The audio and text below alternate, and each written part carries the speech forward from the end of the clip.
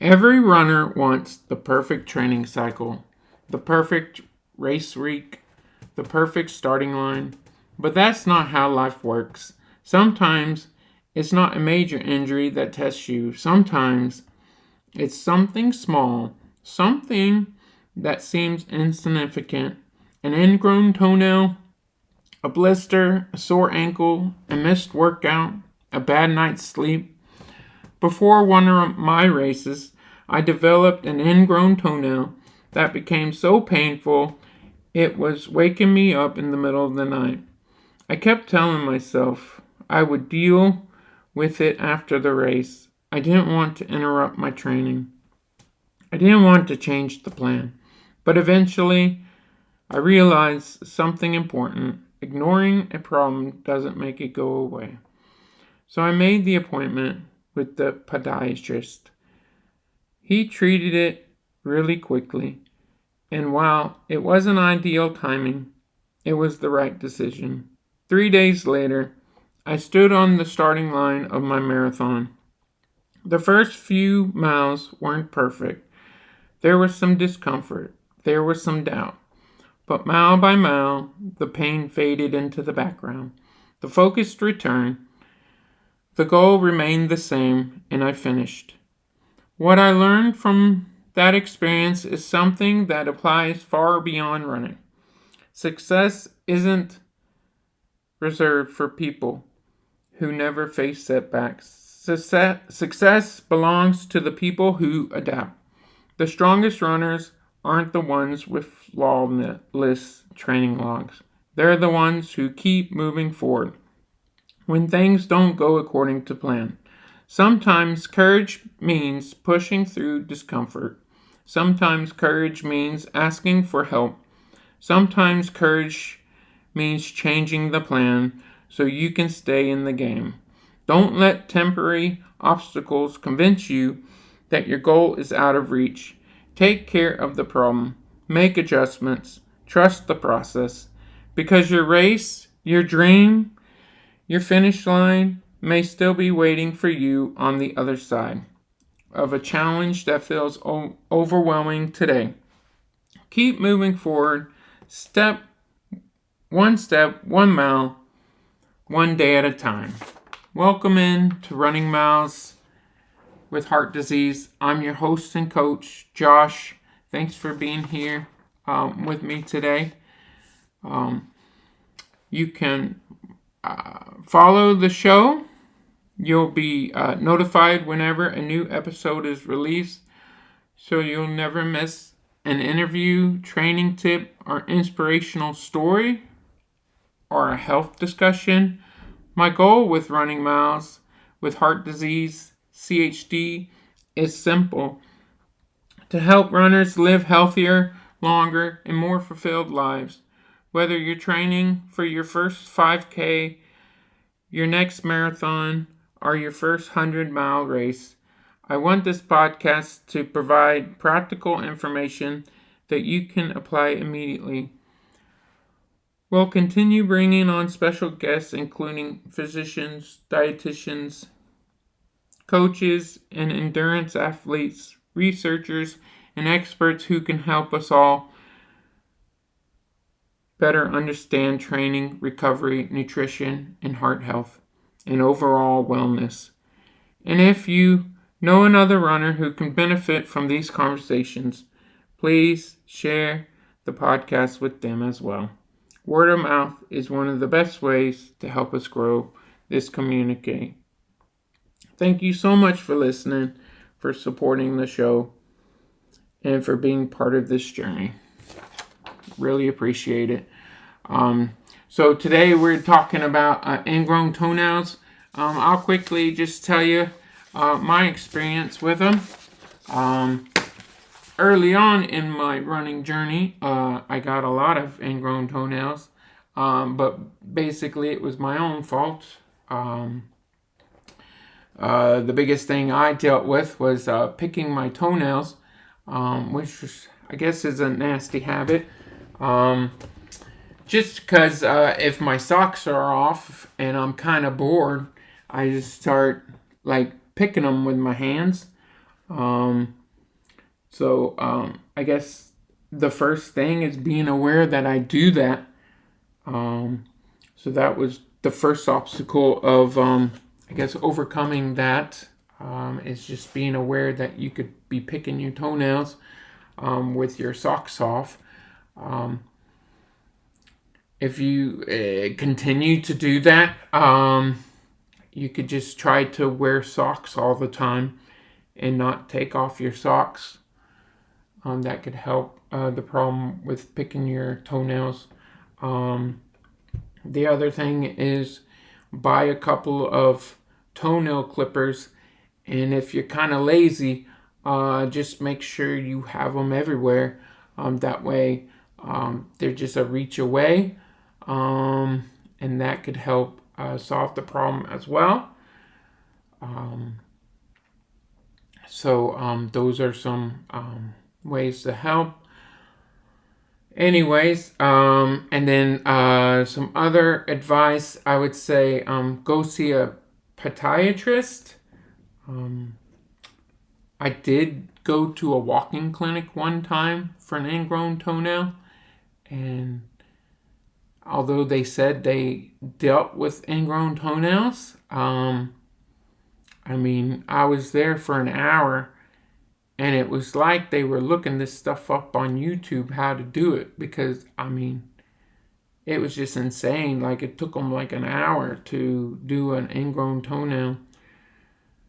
And my experience before that, I went to a podiatrist, and it was just so crazy, because they got, the first time I ever got it, that the guy just, he had this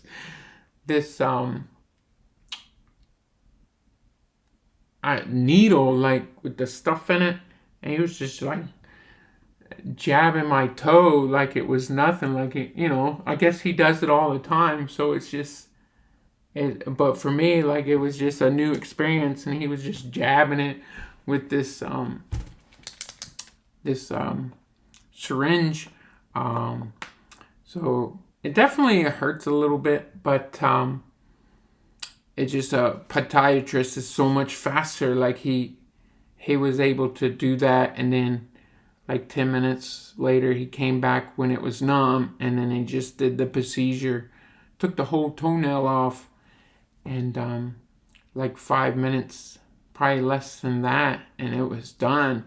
I went to the walking clinic that said they did it, and it took over an hour to get it removed. It took them like, I don't know, 30 minutes to get it out. So I don't know. I would definitely recommend going to see a podiatrist if you have an ingrown toenail. But if your race is coming up soon, and I guess sometimes where I live, the waiting lists for those people or that profession, it's pretty long sometimes. So that's the other thing. Sometimes you call these places and there's like a month waiting list. So then you might only have the option to go to the walk-in clinic.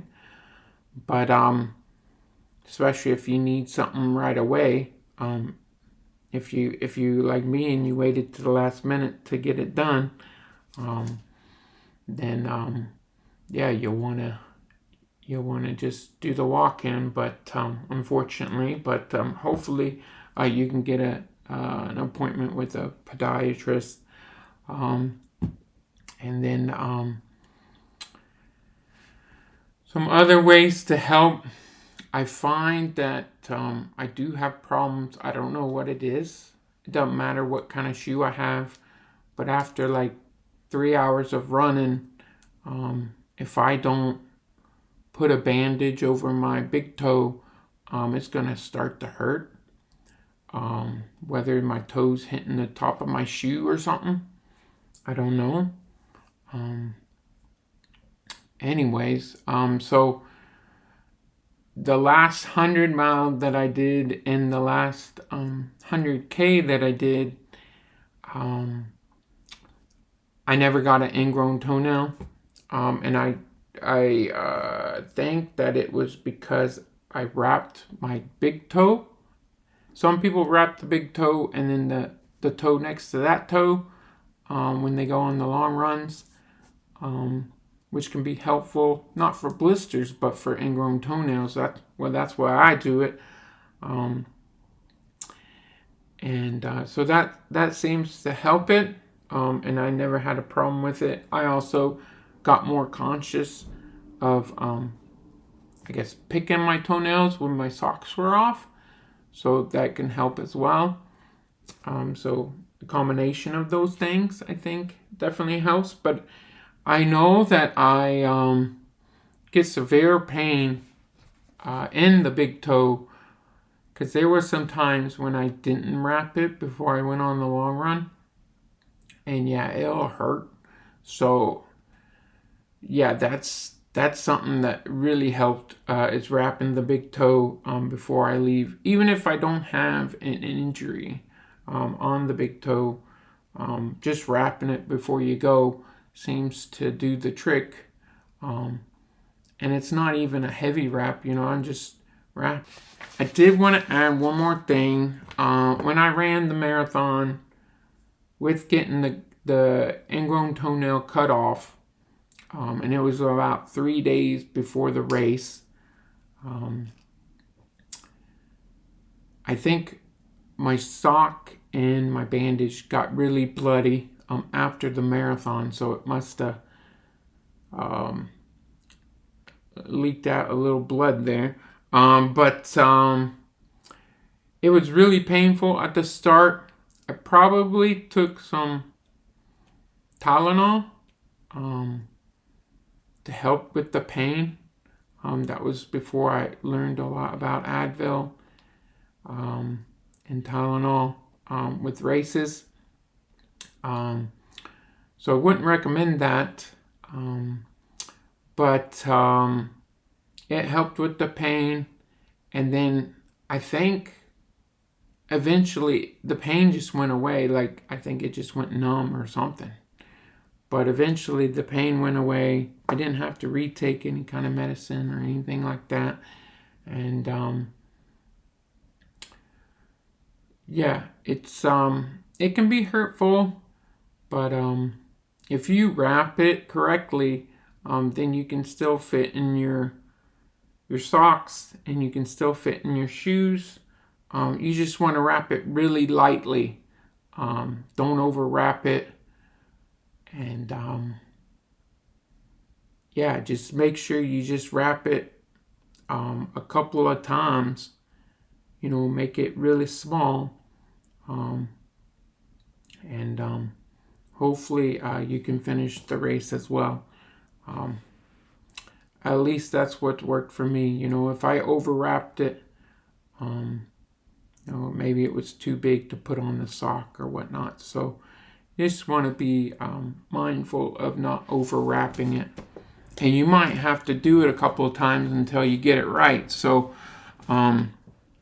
yeah. Make sure you... Baseball player finished a game, walked off the field, and took off his cleats, only to reveal that 3 of his toenails were black, bleeding, and just actively falling off his foot. We would send him straight to a hospital. Oh, absolutely. We'd assume he was severely injured.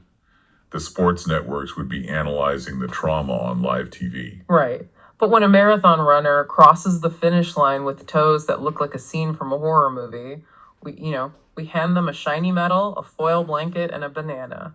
Yeah, and then they post a picture of those mangled feet on social media, and all their friends congratulate them for it. It's wild. Welcome to the deep dive.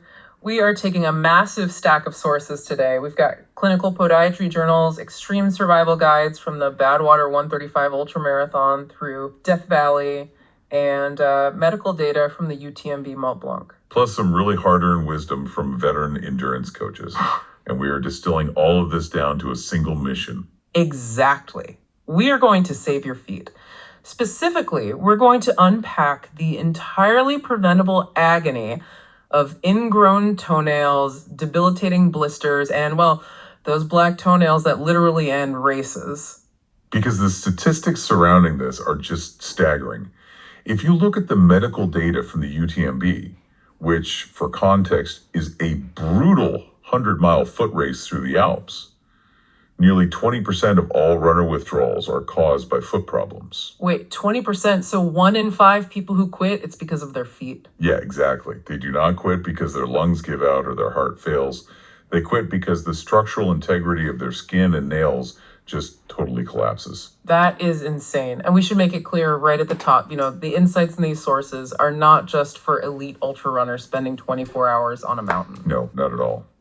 This deep dive is for you, whether you are a beginner lacing up for a local 5K, a marathoner chasing a personal record, or honestly, just someone trying to stay active without being in pain. Because the mechanical forces acting on your foot, they're universal. Okay, let's unpack this. So often, runners treat foot problems like bad luck. Right. You hear it all the time. Yeah, someone gets a massive blister or an ingrown nail, and they're like, oh, the trail gods were angry today, or I just have bad feet. Which is a premise our sources completely reject. Let's look at the philosophy of John Von Hoff. He's a medic and the author of the legendary guide called Fixing Your Feet. Which is basically the Bible for this stuff, right? It really is. And he argues that foot problems are never mysterious. They are the result of predictable, boring physics. Boring physics. I love that phrasing. Yeah, he boils the entire phenomenon down to a very simple equation. Friction plus moisture plus time equals skin failure. Okay, friction plus moisture plus time equals skin failure. That makes so much sense. It is the fundamental law of endurance podiatry. We can break it down variable by variable. So friction is the mechanical shear force of your foot moving against the sock and the sock moving against the shoe. So it's a physical stressor. Exactly. Yeah. And moisture is the chemical stressor. Whether that moisture comes from your own sweat glands over 4 hours of running or from a literal river crossing on a trail, it severely weakens the structural integrity of your skin. Right, like when you stay in the bath too long. Yeah. And then time is just the multiplier, I'm guessing. You got it. It represents the tens of thousands of repetitive foot strikes. So when you combine a weakened, wet biological barrier with relentless mechanical shear, failure isn't just like a possibility you can cross your fingers and hope to avoid. No, it is a mathematical certainty you are going to break the skin. And yet, rather than treating this like an engineering problem that requires a logical solution, the running community has adopted this deeply toxic habit of treating structural damage as a badge of honor. Yeah, the black toenail is the prime example of this. You mentioned social media earlier. Runners proudly share images of their black toenails as if they are trophies. Right, like it's physical proof that they suffered for their achievement. Let's pull a curtain back on the black toenail. People treat it like it's just a harmless bruise. A bit of ugly discoloration that eventually falls off, yeah. Yeah. But from a clinical standpoint, a black toenail is actually a subungual hematoma. Subungual hematoma. That sounds way worse than a bruise. It is a localized hemorrhage. When your toe repeatedly slams into the front or the top of your shoe, an event we call microtrauma, the delicate capillary beds lying directly underneath the hard keratin of the nail plate rupture. Oh, wow. So they just start bleeding under the nail. Yes, they begin to bleed. But because the nail plate is rigid and immovable, that blood is totally trapped. It is nowhere to drain. So it pools. And as it pools, it must create like rapidly escalating internal pressure. Exactly. Just visualizing blood pumping into a sealed hard container on the tip of your toe. It's intense. Yeah, it makes me wince. The throbbing must be unbearable. The pain is acute for sure, but the pain is merely the alarm bell. The true danger is the mechanical disruption. As that pool of blood expands, the pressure physically forces the nail plate to lift off the nail bed. And when the nail lifts, it breaches the cuticle seal, right? Precisely. The cuticle is not just a cosmetic feature. It is a vital biological gasket that seals your internal tissues away from the external environment. So once you break that seal, you just throw open the front door for bacterial pathogens. Yep. The sources specifically mention Staphylococcus aureus, as well as various fungal spores moving right into that space. Which means you have essentially engineered the perfect incubator. Right. It is a warm, wet, dark, unprotected cavern filled with nutrient-rich blood. But, the pathology doesn't stop at infection. It gets worse. It gets worse. Because the nail has been violently lifted and distorted from its anchor, its natural forward growth path is permanently derailed. Oh, so it forgets how to grow straight. Basically, yeah. Yeah. Instead of growing flat and straight along the nail groove, the edges of the nail plate are forced downwards and outwards into the soft, fleshy tissue of the lateral nail folds. So celebrating a black toenail is essentially celebrating the very mechanism that causes chronic ingrown toenails. Exactly. The badge of honor today is the medical procedure tomorrow. And this triggers a massive chain reaction throughout the entire body, doesn't it? Because foot pain rarely stays localized to just the foot. No, the kinetic chain is entirely dependent on the foundation. Your foot is the primary contact point with the earth. When you have a throbbing subungual hematoma or a razor-sharp ingrown toenail digging into your flesh, your central nervous system recognizes that trauma. Right. The brain is incredibly protective. Exactly. So entirely subconsciously, your brain will instruct your musculoskeletal system to alter your gait to avoid loading that specific point of pain. So you start limping, even if it's like a micro limp. Yes. Even if you don't consciously think, I'm going to alter my stride, you just naturally roll off the outside of your foot a millisecond earlier to save the toe. You might shift your weight laterally or shorten your stride or fail to push off completely through the big toe. And the moment you introduce that asymmetrical movement pattern, you are forcing joints, tendons, and ligaments up the leg to absorb loads they were never evolutionarily designed to handle. So a single millimeter of damaged tissue on your toe creates a subtle stride shift that over the course of 20 miles translates into catastrophic compensation injuries. That's right.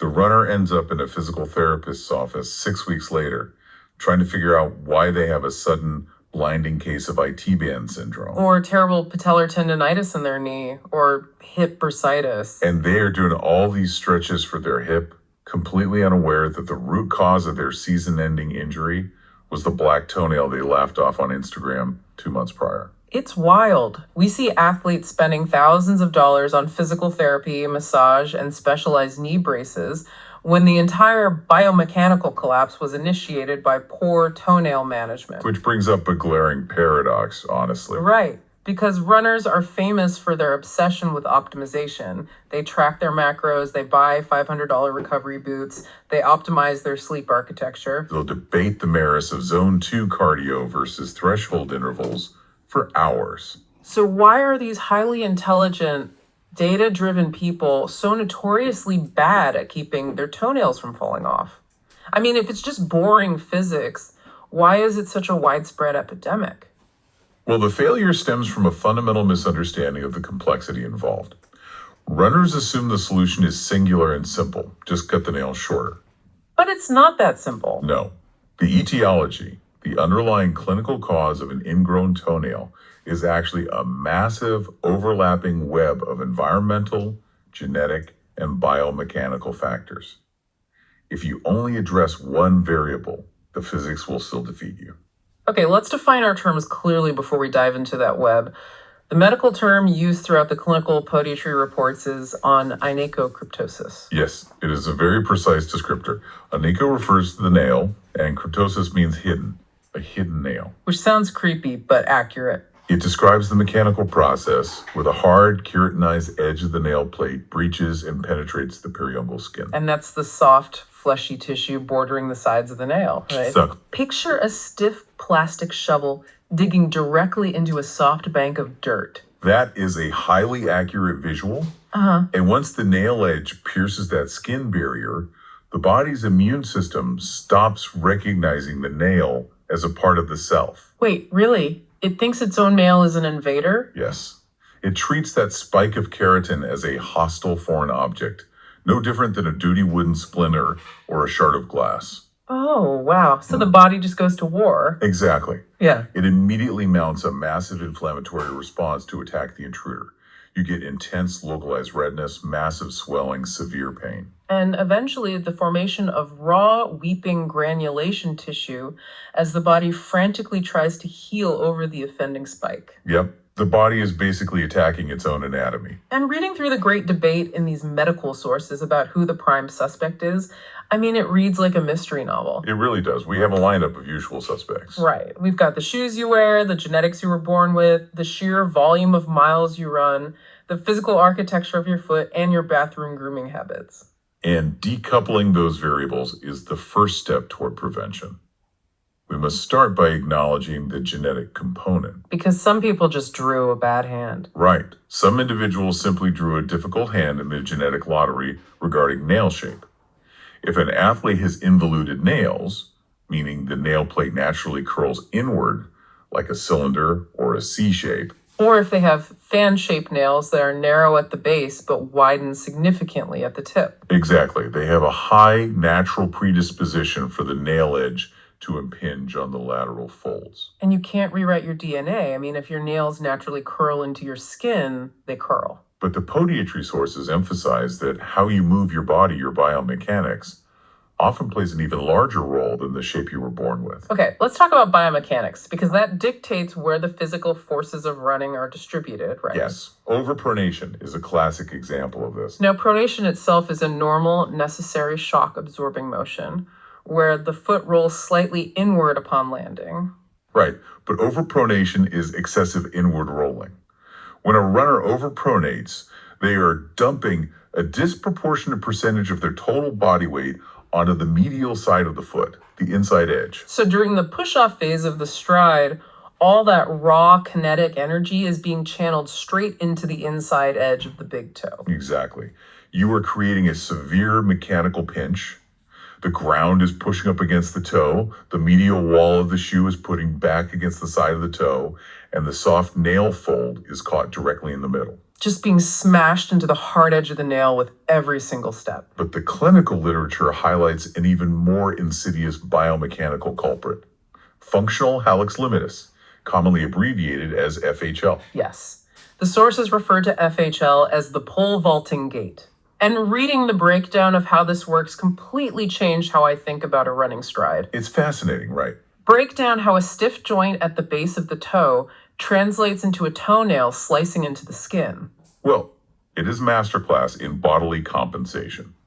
Functional hallux limitus means that the primary joint at the base of your big toe, the first metatarsophalangeal joint, lacks the necessary range of upward bending motion. It lacks dorsiflexion. Exactly. In a healthy stride, when your foot strikes the ground, your body travels over it, your big toe bends upward smoothly, acting as a hinge that allows the foot to roll forward efficiently. The hinge is what allows you to transition power smoothly into the next step. Right. But imagine that hinge is rusted shut. It is functionally stiff. Your forward momentum hasn't stopped, though. Your body still has to get over that foot to take the next step. So the brain realizes the toe won't bend and it just finds a detour. Exactly. Instead of rolling smoothly over the joint, the foot rolls entirely around the joint. The runner will roll off the medial or lateral side of the big toe. Literally using the side of the digit like a pole vaulting pole to heave their body weight forward. Yes. Vaulting your entire body weight off the soft side of your toe 40,000 times during a marathon. The sheer twisting force must be incredible. It generates immense asymmetrical shear force directly onto the nail fold. And clinicians can actually diagnose this without even watching you run. They look for the pinch callus. A pinch callus? What's that? If an athlete presents with a thick, hard, distinct ridge of callus skin on the side of their big toe, right next to the nail border, that is biological proof that they are pole vaulting over their joint. Oh, so the skin is desperately trying to armor itself against the twisting friction. Right, and that pinch callus is a massive red flag that a chronic ingrown toenail is inevitable. It makes me think of a car that pulls hard to the right because the alignment is completely wrecked. That's a perfect analogy. Right, because you can replace the front right tire every single month. You can patch it, you can buy a tougher tire, but until you take the car into the shop, put it on the rack, and actually fix the suspension alignment, that tire is going to keep blowing out on the highway. Exactly. In this scenario, performing bathroom surgery to cut out the ingrown nail is just patching the tire. The pole vaulting gait is the wrecked alignment. You are treating the symptom, not the root cause. And that analogy perfectly captures the frustration of chronic sufferers. They will go to a podiatrist, have the nail clipped back, heal up, and as soon as they resume their training volume, the nail becomes ingrown again. Because the underlying biomechanical pathology was never addressed. For these athletes, a professional gait analysis is pretty much mandatory. What would a sports podiatrist actually do for that? They might prescribe a custom orthotic device featuring a specific cutout under the first metatarsal.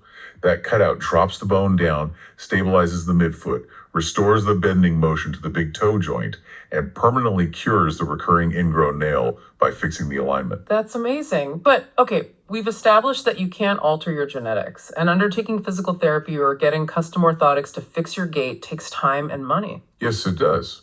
But the sources highlight a variable that you can change the moment you walk into a running store.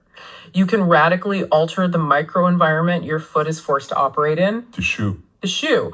But fitting an endurance shoe is an entirely different universe than buying a pair of sneakers for the gym, right? Oh, completely. Yeah? Traditional shoe fitting methodology simply does not apply to endurance sports.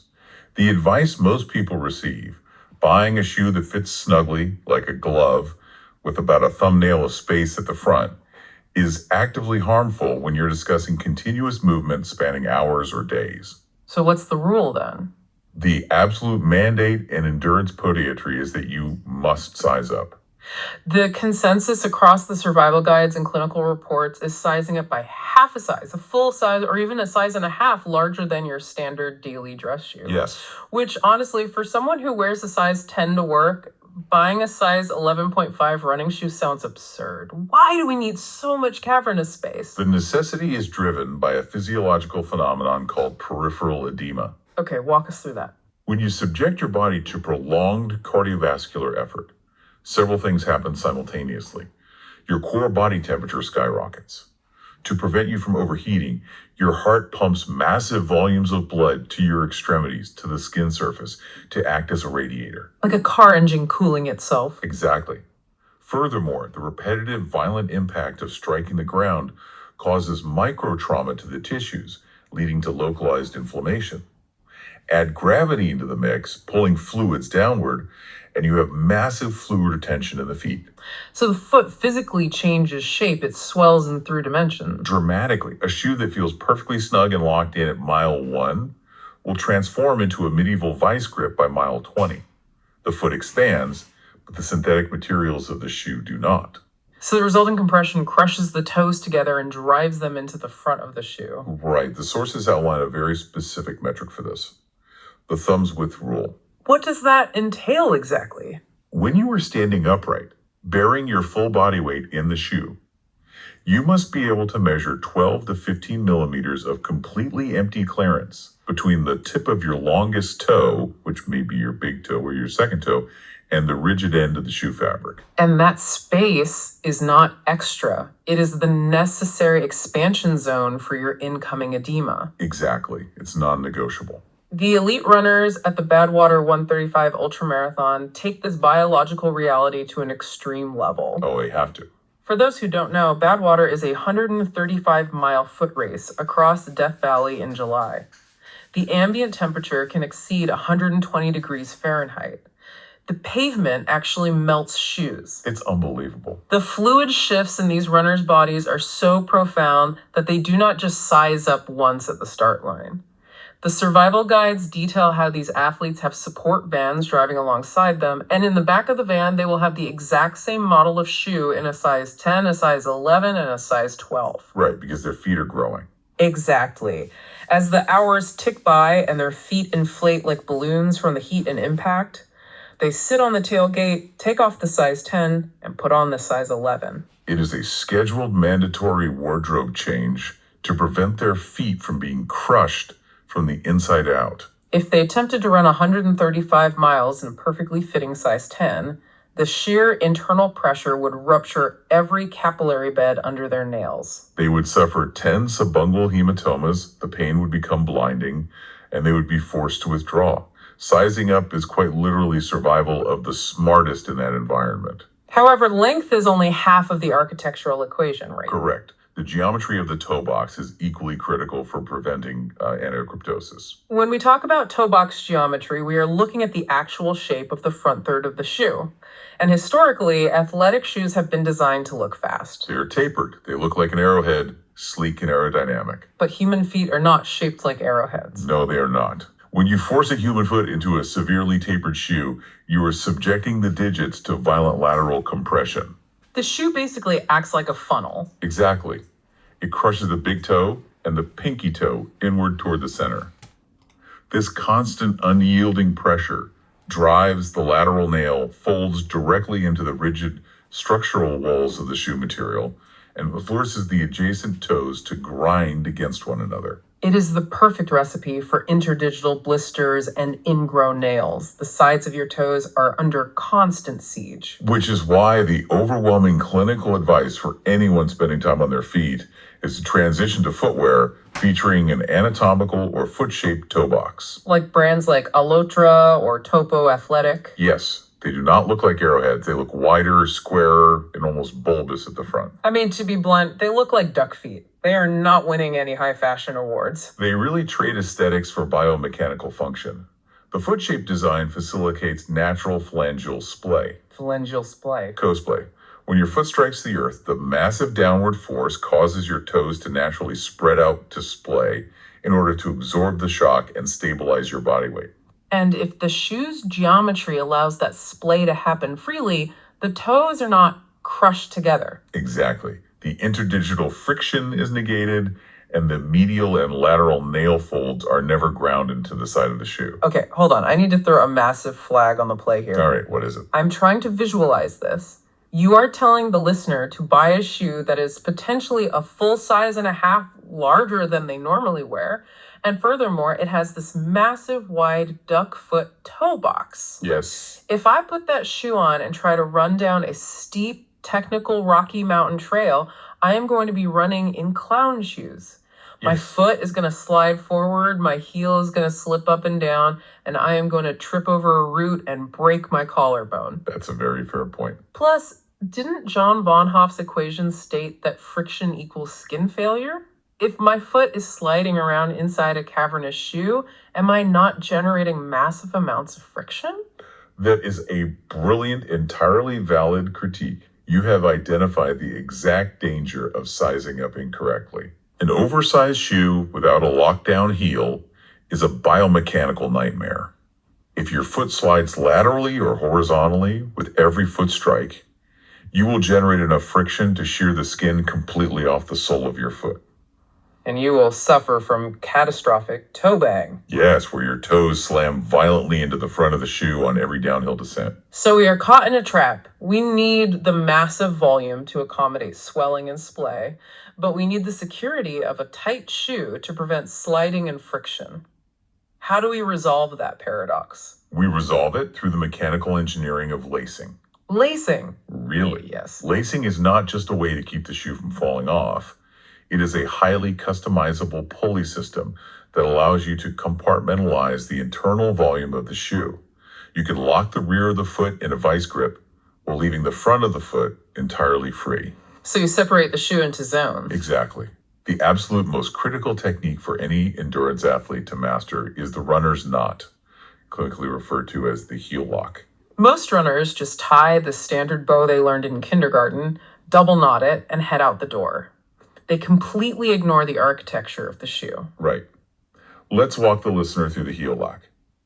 If you grab your running shoe right now and look near the ankle collar, right below where you slide your foot in, there is almost always an extra eyelet. Right, an extra hole sitting slightly higher and further back toward the heel than the rest of the lacing system. People assume that extra eyelet is decorative or perhaps a manufacturing error. It is actually a structural anchor point. So how do you use it? To construct the heel lock, you do not cross the laces over. You take the lace on the left side and you thread it directly through that extra left eyelet, going from the outside of the shoe toward the inside. Okay. You don't pull it tight. You leave a small bunny ear loop on the outside. You repeat this exact process on the right side, creating a right loop. Got it. So you now have a loop of lace hanging on both the inside and outside of your ankle. Correct. Now, you take the end of the left lace, cross it over the tongue of the shoe, and thread it through the right loop. You take the right lace, cross it over the tongue, and thread it through the left loop. So you have threaded the laces through the opposite loops. And this is where the physics takes over. When you pull the ends of the laces outward and downward, those two loops act as a mechanical block and tackle pulley system. Like on a sailboat. Yes.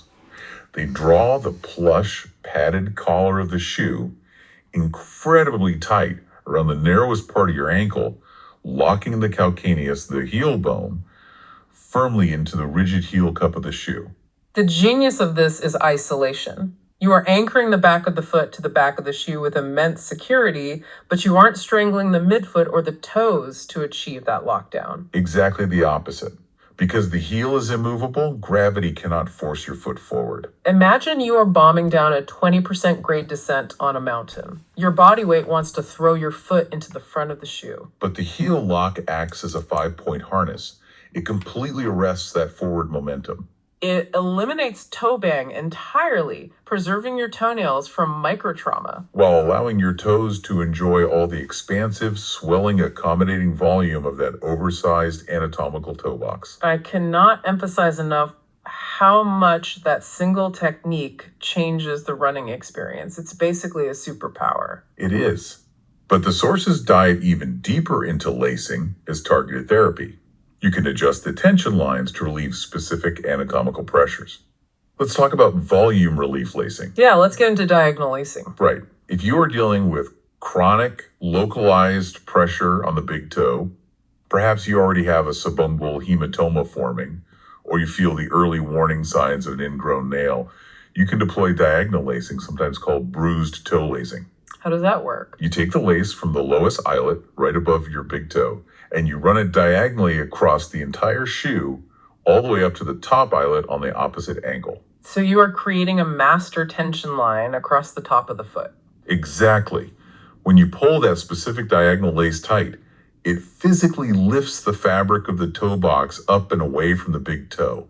It creates vertical clearance. It instantly relieves the downward pressure on the damaged nail without compromising the overall security of the shoe. It's like pitching a tent directly over your injured toe to give it breathing room. And then there's window lacing, which blew my mind for its simplicity. Window lacing is vital for athletes with high insteps or sensitive dorsal nerves on the top of the foot. So if the crisscrossing laces are creating a friction hotspot or numbness on the top of your foot, you simply unlace the shoe, and when you reach that specific hotspot, you stop crossing over.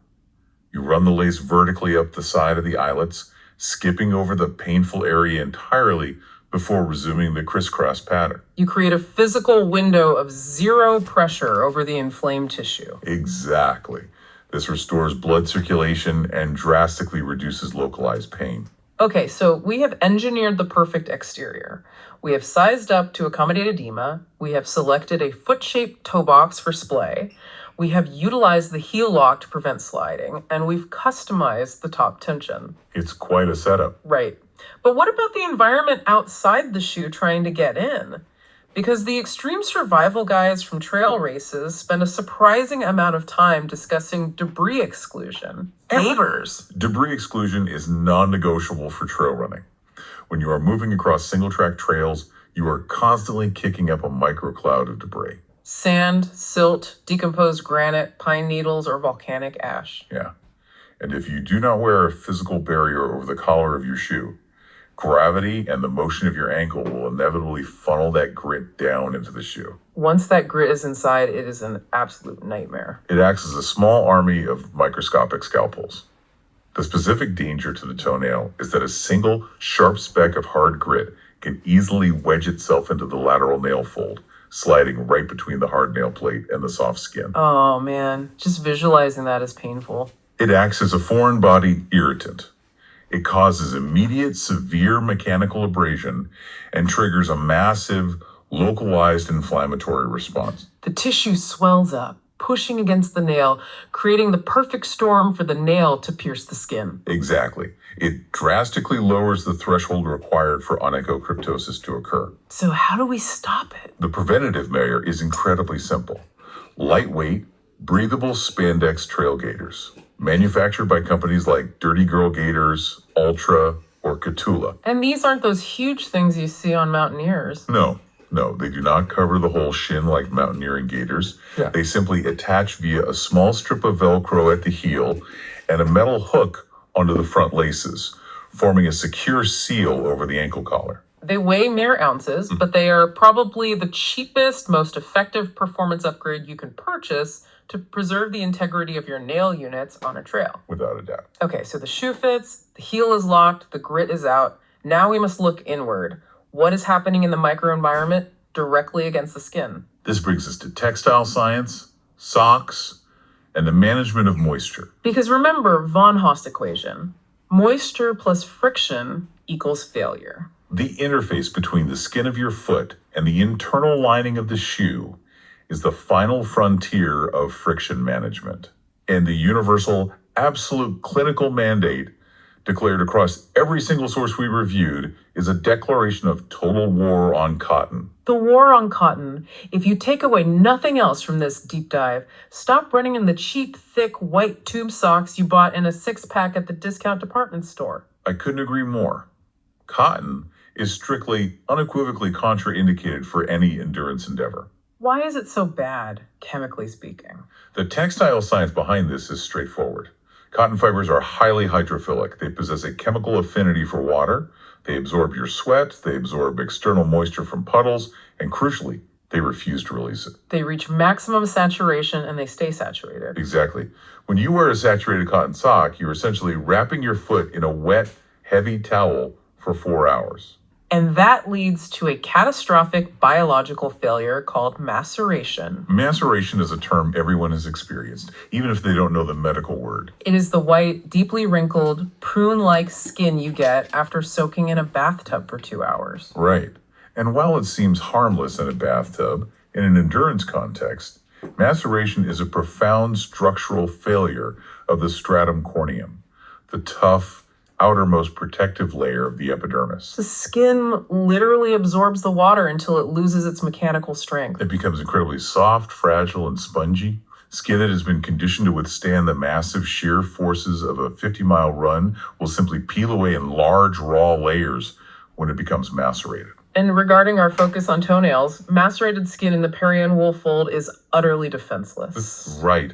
A toenail edge that would normally glide harmlessly against healthy, dry skin will slice through macerated skin like a hot knife through butter. So cotton softens your armor so your own nail can stab you. What is the textile alternative to this nightmare? We must rely on engineered wicking fiber science. Technical running socks are constructed from synthetic polymer blends, materials like polyester, nylon, elastane, or proprietary blends like Coolmax and Drymax. Or natural active fibers like fine merino wool. Exactly. These materials do not absorb moisture into the core of the fiber. Instead, they are engineered to utilize capillary action. They pull the sweat away from the surface of the skin. Yes, they transport the liquid moisture from the interior of the sock to the exterior surface facing the shoe, where the heat of your foot causes it to evaporate through the shoe's breathable mesh. So it's basically a pump. That's a great way to think of it. This constant pumping action keeps the microenvironment immediately adjacent to the skin relatively dry. By maintaining dry skin, you preserve its high friction threshold and protect the structural integrity of the delicate nail folds. Speaking of socks, when we talk about them in the ultra-endurance world, we have to talk about toe socks. Brands like Injinji. To the uninitiated, they look completely ridiculous. They look like colorful gloves for your feet. But ultra runners treat them like a sacred religion. They may look unconventional, but their clinical utility for preventing both interdigital blisters and onychocryptosis is profound. Why do they work so well? Consider the mechanics of a standard athletic sock. By its very design, it acts as a compressive sac, forcing all 5 digits together into a single cohesive unit. As your foot inevitably swells during a long race, the toes are forced to overlap. So the soft, fleshy side of your second toe is often pressed heavily against the hard lateral edge of your big toe's nail. Exactly. You have bare skin violently mashing into the hard nail of the neighboring toe thousands of times an hour. It is a friction factory. Toe socks fundamentally dismantle this dynamic. By individually wrapping each digit in a dedicated sleeve of moisture-wicking, low-friction fabric, they introduce a physical barrier between the toes. They entirely eliminate skin-on-skin contact. Furthermore, they physically block the nail of one toe from digging into the soft tissue of its neighbor. For athletes who are chronically plagued by blisters between their toes or ingrown nails on the lateral borders, switching to a toe sock is often an immediate silver bullet cure. All right, let's pull back a layer. We have the perfect anatomical shoe, the locked down lacing, the moisture wicking toe socks, but underneath all of those engineered textiles is the actual biological canvas, your skin. Right, the foundation. How do we prepare the skin itself to handle these extreme forces? This brings us to a massive misconception in running culture. Skin conditioning versus the toughening up myth. Yes, this is an area where old school tough guy runner mentality actively, physically harms the athlete. How so? For decades, the prevailing locker room wisdom was that you needed to build up incredibly thick, hard yellow calluses on your feet to be tough enough to handle ultramarathon distances. Runners would take pride in having soles that felt like horse hooves. I mean, it makes intuitive sense on a surface level. Hard skin feels like armor. If you want to protect against friction, build a harder wall. The logic seems sound until you understand the biomechanics of shear force. Hard, massively thick calluses are entirely inflexible. They are dry and brittle. Okay, so they don't move with the foot. Exactly. When you subject a hard, brittle callus to the extreme repetitive shear forces of running down a mountain, that thick layer of skin cannot bend, it cannot stretch, and it cannot absorb the kinetic energy. So where does that energy go? The force transfers directly down to the boundary layer, the junction between the dead, hard callus and the healthy, soft, vascularized skin underneath it. Because the callus won't bend, the shear force literally rips the hard callus away from the soft tissue bed. That sounds agonizing. It results in deep, massive, blood-filled blisters forming entirely underneath the thick callus. And these are a medical nightmare to triage on the trail. Because you can't just pop them, right? Yeah, no, you cannot easily drain them because the roof of the blister is a 1/4 inch of solid keratin and the pain is deep within the nerve-rich tissue. Okay, so if we aren't trying to build hard, brittle armor, what is the actual clinical goal of skin conditioning? The objective podiatrists aim for is supple resilience. Supple resilience. You require skin that is thick enough to withstand repetitive mechanical wear, but elastic, pliable, and hydrated enough to absorb shear forces, to bend, stretch, and deform without tearing or separating from the underlying layers. You want your skin to behave like high-quality, conditioned leather, not dry, brittle tree bark. That's a perfect analogy. And achieving supple resilience doesn't happen overnight. The sources lay out a very deliberate timeline of maintenance starting weeks before race day. It requires consistent discipline. First, you must manage the calluses you already possess. You should never use a razor or a sharp blade to shave a callus off completely. Because that exposes baby soft virgin skin that will instantly blister upon impact. Exactly. Instead, the protocol is to use a fine emery board or a pumice stone once or twice a week after a shower. You gently sand down the rough, jagged edges and the highest peaks of the calluses. You are simply creating a smooth, even, aerodynamic surface that won't catch on your sock and create a friction hotspot. Precisely. Once the surface is smooth, you have to hydrate it. The chemical agent of choice in the sources is urea. Urea therapy is a cornerstone of endurance foot care, right? Yes, we recommend the daily application of a foot cream formulated with 10 to 20% urea. Urea is a fascinating dual action compound. What does it actually do? At that concentration, it acts as an intense humectant, drawing moisture deeply into the cellular matrix to maintain extreme elasticity. Simultaneously, it acts as a mild keratolytic agent. What does keratolytic mean in practical terms? It means it actively breaks down the bonds between dead skin cells. It gently exfoliates and prevents the excessive, dangerous buildup of those thick, brittle calluses, particularly around the delicate, easily damaged nail folds. So it keeps the armor strong but flexible. And for runners whose skin is naturally very soft, thin, and highly prone to blistering regardless of hydration, the survival guides mention chemical toughening agents, things like Tough Foot or tincture of benzoin. These are highly specialized compounds. They are formulated with natural resins and balsams, such as balsam of Peru or Styrax benzoin extract. How do they work compared to the urea? When applied topically to clean skin in the weeks leading up to an extreme event, these agents actually interact with the proteins in the skin to tan and strengthen the dermal layers. Oh, so they chemically alter the skin? They artificially accelerate the toughening process, making the skin significantly more resistant to shear forces. But crucially, because of the balsams, they do not make the skin dry or brittle. They build durable, elastic resilience. So the biological Tandis is perfectly prepped. The skin is supple, hydrated, and strong. Now we arrive at the single most critical mechanical maintenance task discussed in the entire stack of sources, Yes. the masterclass on nail trimming. We truly cannot overstate the importance of this step.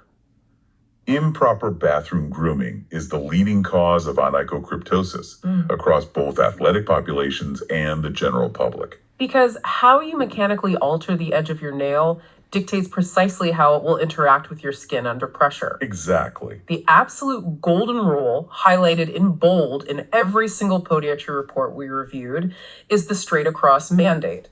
You must cut the nail completely, perfectly straight across the top. Yes.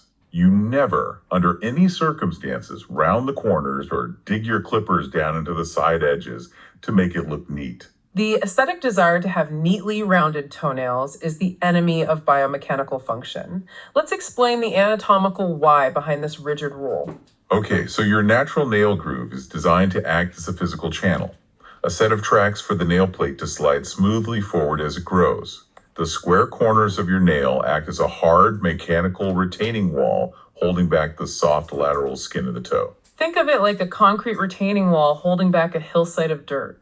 When you clip off those corners to round the nail, you are demolishing the retaining wall. You remove the mechanical barrier.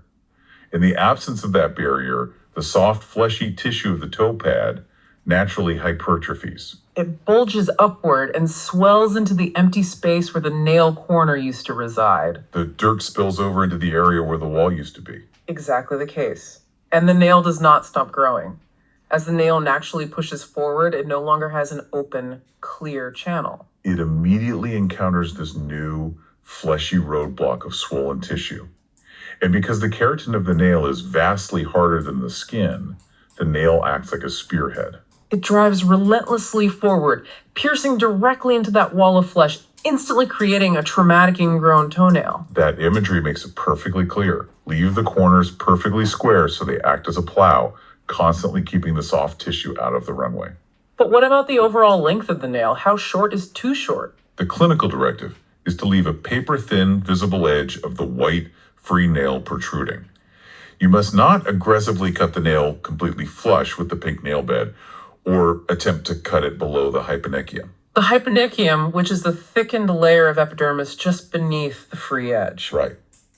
If you cut the nail too short, the immense downward pressure of your foot striking the ground forces the distal toe pad, the very front tip of your toe, to roll upward. The meat of your toe curls up in front of the nail. This upward roll creates a physical dam right in front of the excessively short nail plate. When the nail attempts to grow forward, it immediately crashes into that dam and is physically forced downwards into the nail bed. Resulting in a distal ingrown nail. Yes. So cut straight across, do not round the corners, and leave a paper-thin weight edge. Let's talk about the actual tools. I have to assume gnawing them off or using a rusty pair of fingernail clippers from the back of the drawer isn't clinically advised. Absolutely not. Tool quality and hygiene are paramount. You should invest in a pair of clean, dedicated, straight-edge toenail nippers. They must be incredibly sharp. What happens if you use standard clippers? If you use dull, cheap, curved fingernail clippers on thick toenails, the dull blades do not slice cleanly through the dense keratin. They crush the nail plate. Oh, ew. This violent crushing action creates microscopic structural fractures and tiny, jagged, razor-sharp splinters, clinically called spicules, at the corners of the cut. And those microscopic splinters act like fish hooks. They catch on the fibers of your technical socks, pulling the nail, or worse, they tear microscopic lacerations directly into the adjacent skin fold with every step. Furthermore, the sources demand strict disinfection protocols. You must wipe the blades with 70% isopropyl alcohol before and after every single use. You are operating in a dark, moist area of the body that is highly prone to bacterial and fungal colonization. You absolutely do not want to introduce last month's staph bacteria directly into a fresh microabrasion you just created while trimming. It is basic infection control. And there is a crucial final step. After you have trimmed the nail straight across, you must take a fine grit nail file or an emery board and very gently smooth the square corners. You are not rounding the nail shape. You are simply dulling the sharp 90-degree point so that it does not snag and tear the delicate fabric of your toe sock. And the Badwater 135 Survival Guide contained an incredible next-level trick regarding filing. They don't just file the sharp edges, they file the actual top surface of the nail plate. That is a highly specialized, proactive modification for veteran athletes who already possess damaged, wavy, or excessively thick and dystrophic nails. Why file the top, though? If the surface of the nail is deformed and raised, it creates a vertical friction point. It will rub relentlessly against the ceiling of the shoe's toe box, eventually causing a hematoma. So the Badwater veterans will take an emery board and gently sand the top surface of the nail plate down until it is smooth, flush, and flat, completely eliminating that vertical friction point. It is a brilliant example of preventative engineering. So the body is ready, the nails are perfectly engineered, the skin is supple and resilient. The shoes are sized up and laced for lockdown. The socks are wicking. Now we are standing on the starting line of a major event. Let's examine the protocols used by runners tackling 100-mile mountain races. This is race day armor and triage. Race day requires a fundamental shift in strategy. You are no longer conditioning the skin or altering the mechanics, you are isolating the tissue. You are building defensive, sacrificial barriers between your biology and the physics of the trail. The blueprint provided by specialized sports products like Trail Skin details a highly effective double-layer barrier method that is implemented meticulously on the morning of the race. Break down the double layer for us. Step 1 is establishing an absolute moisture barrier.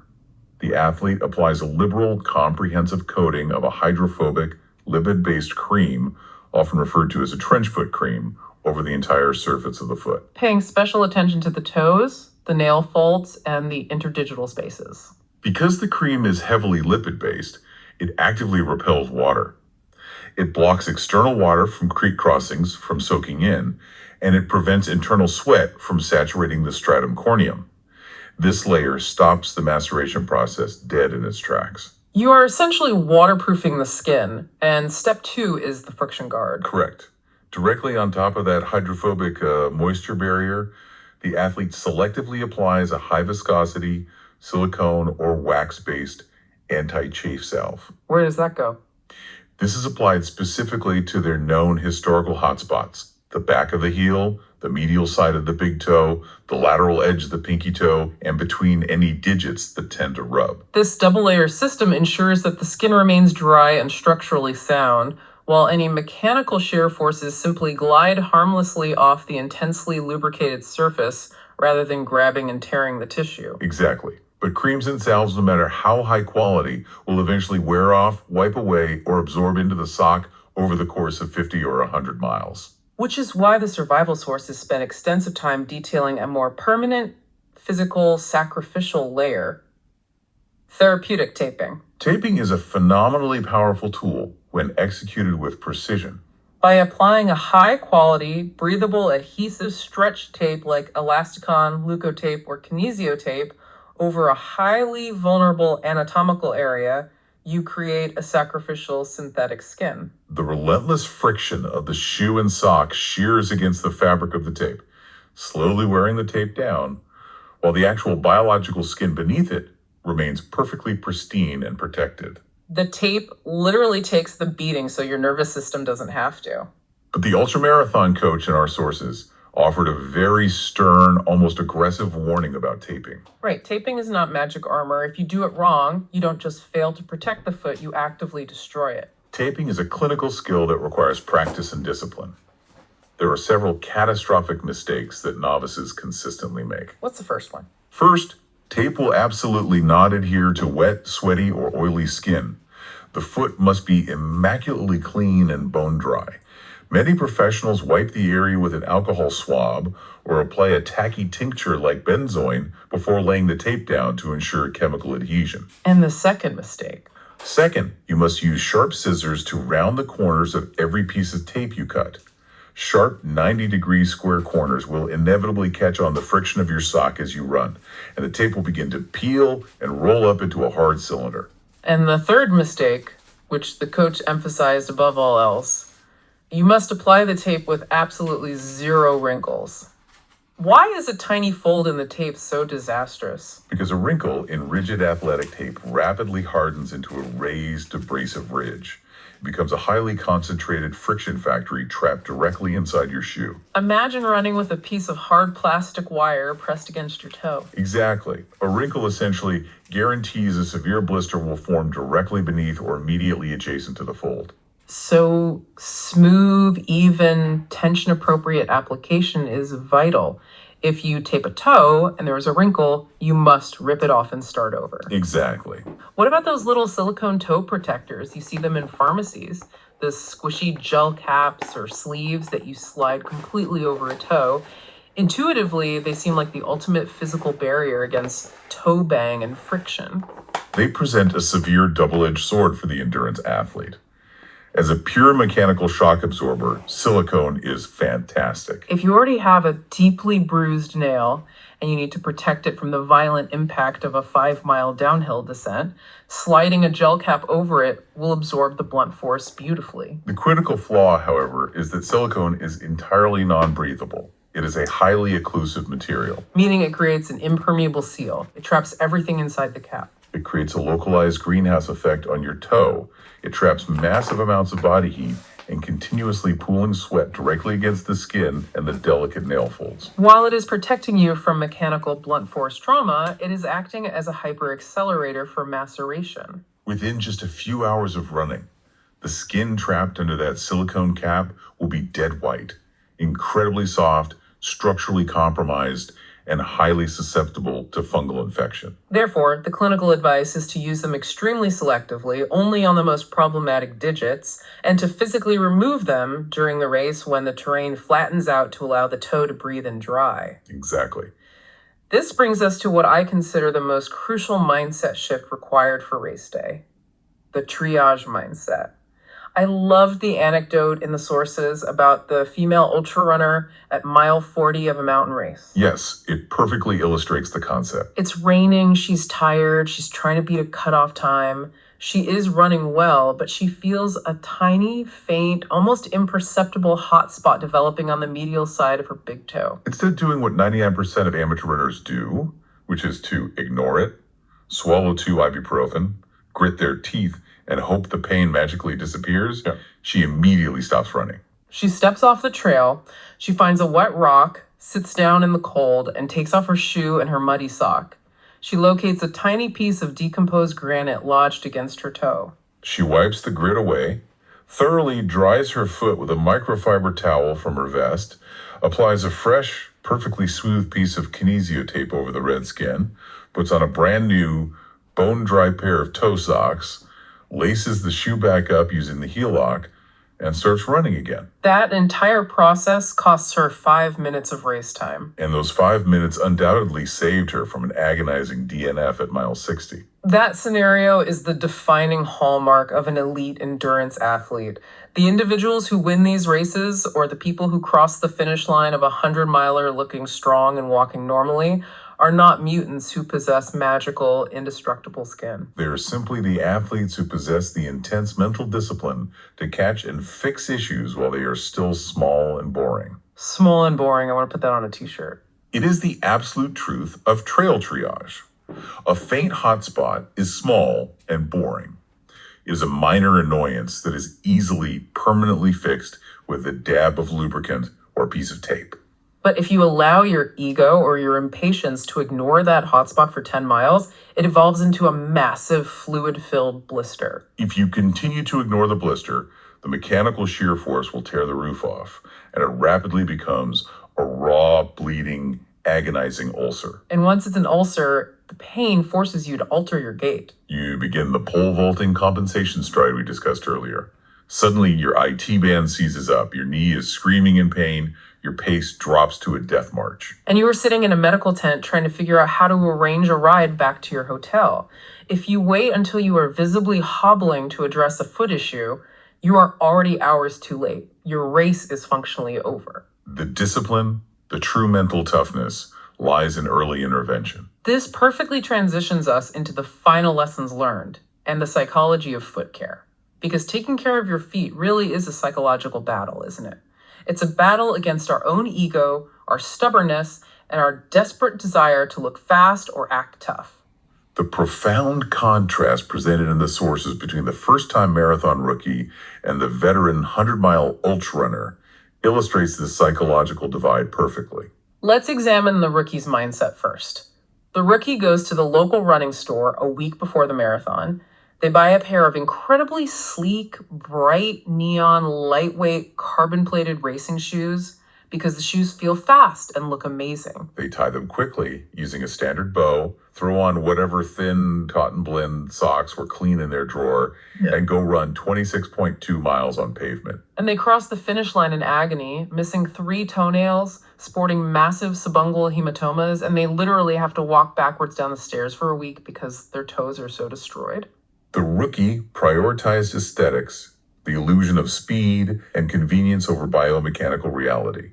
They ignored the physics. No. Compare that entirely preventable disaster to the routine of the veteran 100-mile runner. The veteran is standing on the starting line wearing shoes that look slightly bulbous and visibly too big. They spent 10 painstaking minutes methodically lacing their shoes to perfectly lock the heel while relieving pressure on the instep. They applied hydrophobic cream and anti-chafe salve to every single millimeter of their toes. They trimmed their nails straight across with surgical precision 5 days ago and filed the edges smooth. Their routine is excruciatingly boring. It is unglamorous. It is tedious, but it's highly effective. That veteran runs 100 miles through mud and rocks, takes off their shoes at the finish line, and their feet look absolutely fine. They respected the physics, and the physics rewarded them. The veteran's approach brings up my absolute favorite quote from the squadron coaching source regarding the toxic toughening up mentality. The coach stated plainly, the idea that you can raw dog a 100K with no foot care because you are mentally strong is a personality trait, not a training plan. It is such a brilliant, cutting observation. It dismantles the core fallacy of endurance culture. Choosing to suffer unnecessarily because you refuse to spend 3 minutes taping a hot spot or because you were too stubborn to change a wet sock does not make you a hero. It does not prove your mental fortitude. It simply makes you a poorly prepared, inefficient athlete. You could possess immense mental resilience, you can endure massive physical exertion, and you can also be smart enough to lubricate your toes. Those traits are not mutually exclusive. In fact, they are complementary. True mental toughness in an ultramarathon is having the humility and discipline to stop when you are frantic. Somewhere on a mountain trail, there is a perfectly sane, highly dedicated athlete running on a foot that is just actively bleeding inside their shoe. Oh, absolutely. And they probably know it's bleeding too. Right. I mean, they've planned their nutrition down to the absolute gram. They've spent months, building up their VO2 max. They're probably wearing those $300 carbon-plated nitrogen-injected super shoes, right? Exactly. But at the exact same time, they are completely ignoring the fact that their big toenail is turning black, it's separating from the skin, and is honestly about to just fall off. It's a really fascinating contradiction, honestly. I mean, endurance athletes treat their bodies like these high-performance machines. They fine-tune the engine, they obsess over the fuel. But they treat their feet like, just expendable tires? Pretty much, yeah. And today, we aren't just reading off some boring medical symptom list. We're diving into the biomechanics of impact, the environmental adaptation of human skin, and, the rather intense psychology of runners. Yeah, the psychology of people who have somehow trained themselves to view localized tissue necrosis as a badge of honor. Welcome to the deep dive, by the way. Thanks for having me. I'm excited to get into this. So our mission today is to pull back the curtain on this dark, painful, and honestly quite neglected world of endurance athlete foot health. Yeah. Because whether you are, pacing out a 100-mile ultramarathon, taking a weekend hike with a heavy pack, or just trying to stay active without limping, this matters to you. It really does. Yeah. Because a single millimeter of misplaced keratin, that's the hard protein your nails are made of, that can literally stop you in your tracks. To demystify all this, we are synthesizing a massive stack of source material today. We're pulling from the clinical guidelines of Singapore's East Coast Podiatry, the Cleveland Clinic, New Zealand's Foot Foundation. Some really heavy hitters in the podiatry world. Yeah, plus extensive biomechanical shoe fitting research. And my favorite part, the raw, unvarnished reality of endurance running forums. Specifically, the ultra running community on Reddit. Which is incredibly valuable because, clinical literature tells us what happens in a sterile medical office. But those forums, they tell us what runners are actually doing to themselves, alone in their bathrooms at 2 a.m. It gets grim. But bridging that gap between medical science and athletic reality is crucial. So to do that, we first have to understand the precise physical forces at play inside the shoe. Right, let's look at the actual trauma itself, because runners often lump all toe pain into the exact same category. But a black toenail and an ingrown toenail are two completely different mechanisms of injury. Let's draw that line clearly then. The black toenail, the classic runner's toe. The medical term in these papers is a subungual hematoma.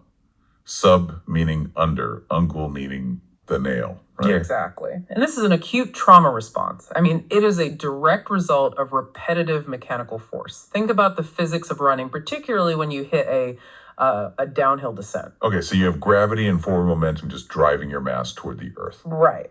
And with every single foot strike, your body decelerates abruptly. And the foot just has to absorb all that shock. It does. But inside the shoe, the foot isn't completely static, it slides. Even in a really well-fitted shoe, the foot experiences this micro-sliding forward within the toe box. The clinical term for this is the pistoning effect. Pistoning? Like an engine. It's like your toe is a crash test dummy without a seatbelt. That's a great analogy, actually. I mean, if you're on a 3-hour trail run with a lot of elevation loss, your toe is basically flying forward and slamming into the dashboard of your shoe, thousands of times an hour? Thousands upon thousands of times. Yeah. And that sheer force is tremendous. The result of that repetitive micro collision is that the delicate capillary beds, which are located directly beneath the nail plate, they begin to rupture. They start bleeding. They bleed. But because that blood is trapped in a really confined, rigid space, between the hard keratin and the nail above and the bone of the toe below it, has absolutely nowhere to go. So it pulls up. It basically turns into a pressure cooker. Exactly. The blood forms a blister that physically forces the nail to lift upward, literally tearing it away from the nail bed. Oh, that explains that agonizing throbbing sensation people talk about. It's just raw hydraulic pressure. Precisely. And that is the subungual hematoma. Now contrast that with the ingrown toenail or on idiocryptosis. Okay, so how is that different mechanically? Well, where the black toenail is acute vertical impact, the ingrown nail is a chronic lateral compression issue. Lateral, so coming from the sides. Right.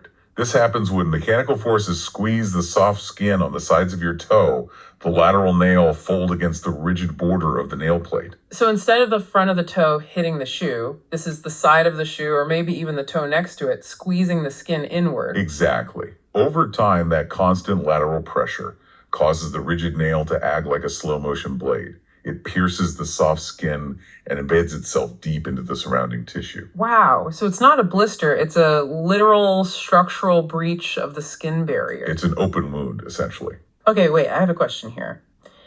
If the basic biomechanics of running, the pistoning and the lateral compression cause these issues, why is it that some runners only get the black toenails while others are just plagued by deeply embedded, infected, ingrown nails? That's the million-dollar question. Right.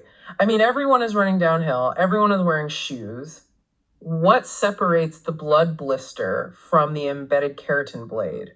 Is it just bad luck? It's anatomy and genetics We all sort of assume every foot starts from the same neutral baseline, right? And others have what podiatrists classify as pincer nails. These are nails with a high degree of transverse curvature.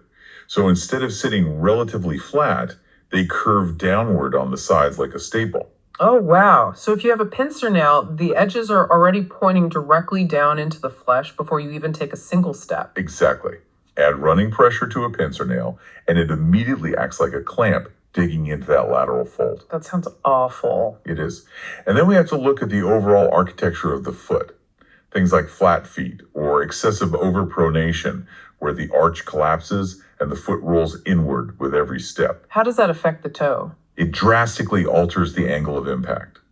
When an overpronator runs, the force isn't directed cleanly through the center of the foot. It shears diagonally, often driving the big toe really hard against the medial fabric of the shoe. So you're practically grinding the side of your toe into the shoebox with your entire body weight. Right, and the sources also mention the soft tissue itself. Some people just have prominent or chubby lateral nail folds. Just more fleshy real estate surrounding the nail for it to press into. Exactly. So when you combine an overly wide nail with prominent soft tissue and an overpronating gait, an ingrown nail isn't just a possibility. Under the stress of endurance running, it's almost a biomechanical inevitability. Which brings us to, honestly, the most chaotic part of this deep dive.